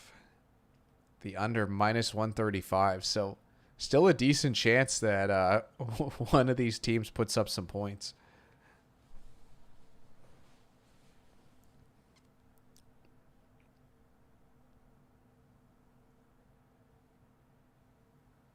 This isn't that difficult though. Like for an efficient offense, 156. Yeah, they got plenty of time. They still have one timeout somehow.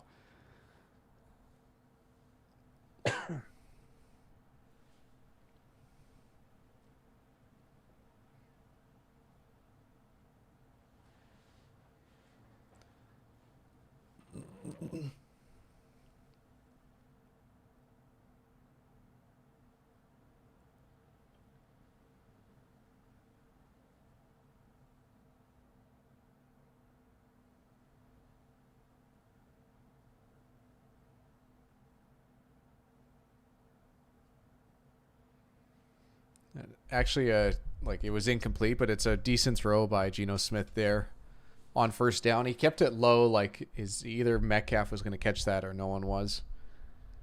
This is where we've seen Geno Smith be very turnover prone in these types of situations. Really good play by Malcolm Jenkins, who didn't bite on that fake. He just was like, I'm going to tackle you no matter what. Smash into you. But clock is running, and Seattle is losing. You know, they're losing time, losing very vital time. If this gets under 120, which is definitely going to, this...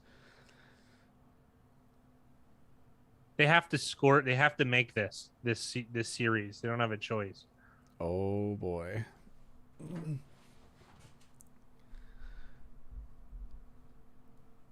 You figure that Seattle would probably take their time out here. Like, it's... You have to make this play, yeah. I don't see why not. And Ashley Furniture, home base, 30 miles from John Stacy. Good to know. For any stalkers out there. You just got to draw a circle around Ashley Furniture home base.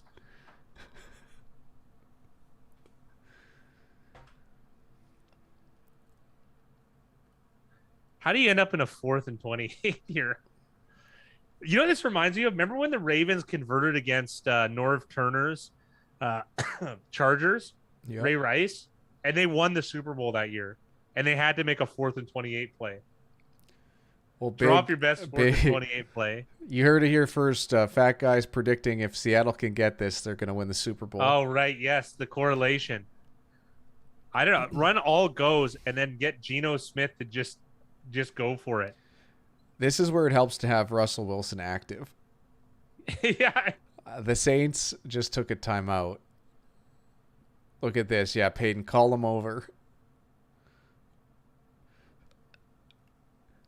So if I was the Saints coach, I'd just say, first of all, pretty much do whatever you want because they're not going to get it. And second of all, no penalties. Like, no flags. No, the first one is don't get a flag. Do not hold them. Do not get John Stacy's predicting his own demise with a safety. I mean, considering the 2 plays before. Take a safety and then that's onside. Actually better. That might actually be better. I like Mickey Hill's plan. Well, what can you I don't think you can do like an onside kick type thing on a safety. I think you can do a weird punt. I think you can. I like what Mud said.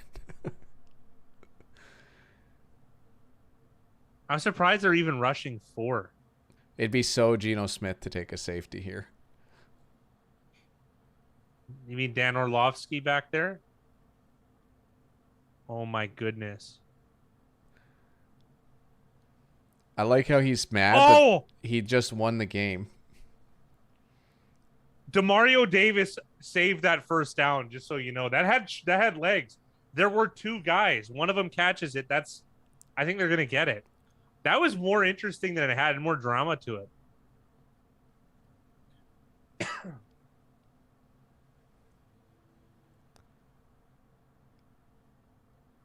Dude, he's done really well today, Demario Davis. Holy smokes. There was a chance too that he actually intercepted that and then fumbled the ball. Yeah, I like it what was Mud close. said though. Saints should run a zero blitz and let the Seahawks throw a touchdown. It's good for the game, as we like to say in the poker world. Let's see the Saints do something dumb here. Keep in mind the Saints did call a timeout on the other side of the half. That was super unnecessary.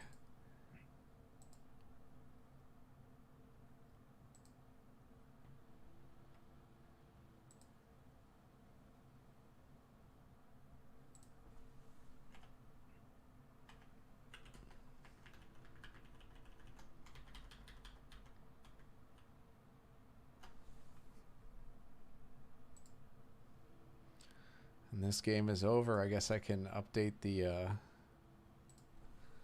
John Stacy with the W.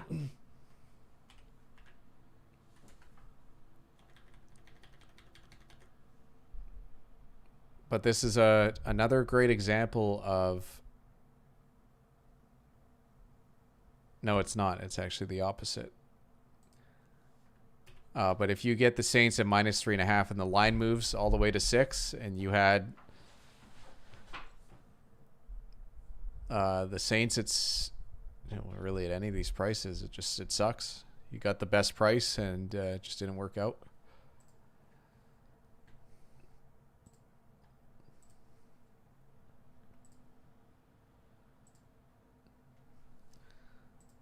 So let's see if I could figure this out.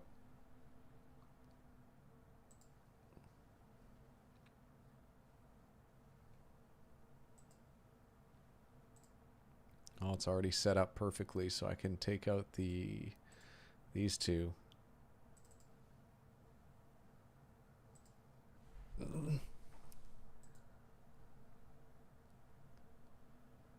Here we go. JS715 first at 9-4. Winner. Under plunder, said Mickey. Yeah, the under worked out nicely tonight.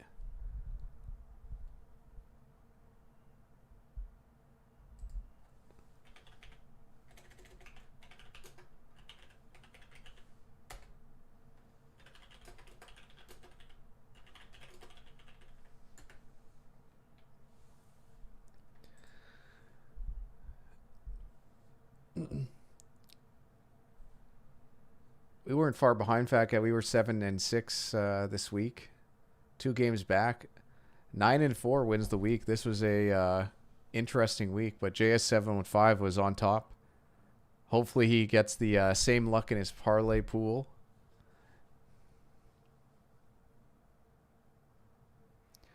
That's good, Mickey. It's just like, eventually at some point, like, picking against the spread when you have to pick a bunch of games, there's a lot of luck involved. But that's the thing, right? I remember Bill Simmons used to do a pick 'em, like he would do picks, and he would also do his wife's picks. And I think one year his wife did like killer, but like she would pick like based off of like the team name or the colors, like had nothing to do. Recency bias for the win. That's great. That's so great. Well, thanks for joining us, guys. That's it for this live stream. I think a good result for a lot of us. I guess, Fat Guy, you wanted technically Seattle to win that one, didn't you? Yeah, I had one of my customers took Seattle money line. That's it. Or sorry, New Orleans money line, so he won. It is I was what fine it with is. it though. Yeah. All right, guys. Thanks for joining us, and we'll catch you guys for Thursday night football. Thursday night football, yeah. Have a good one.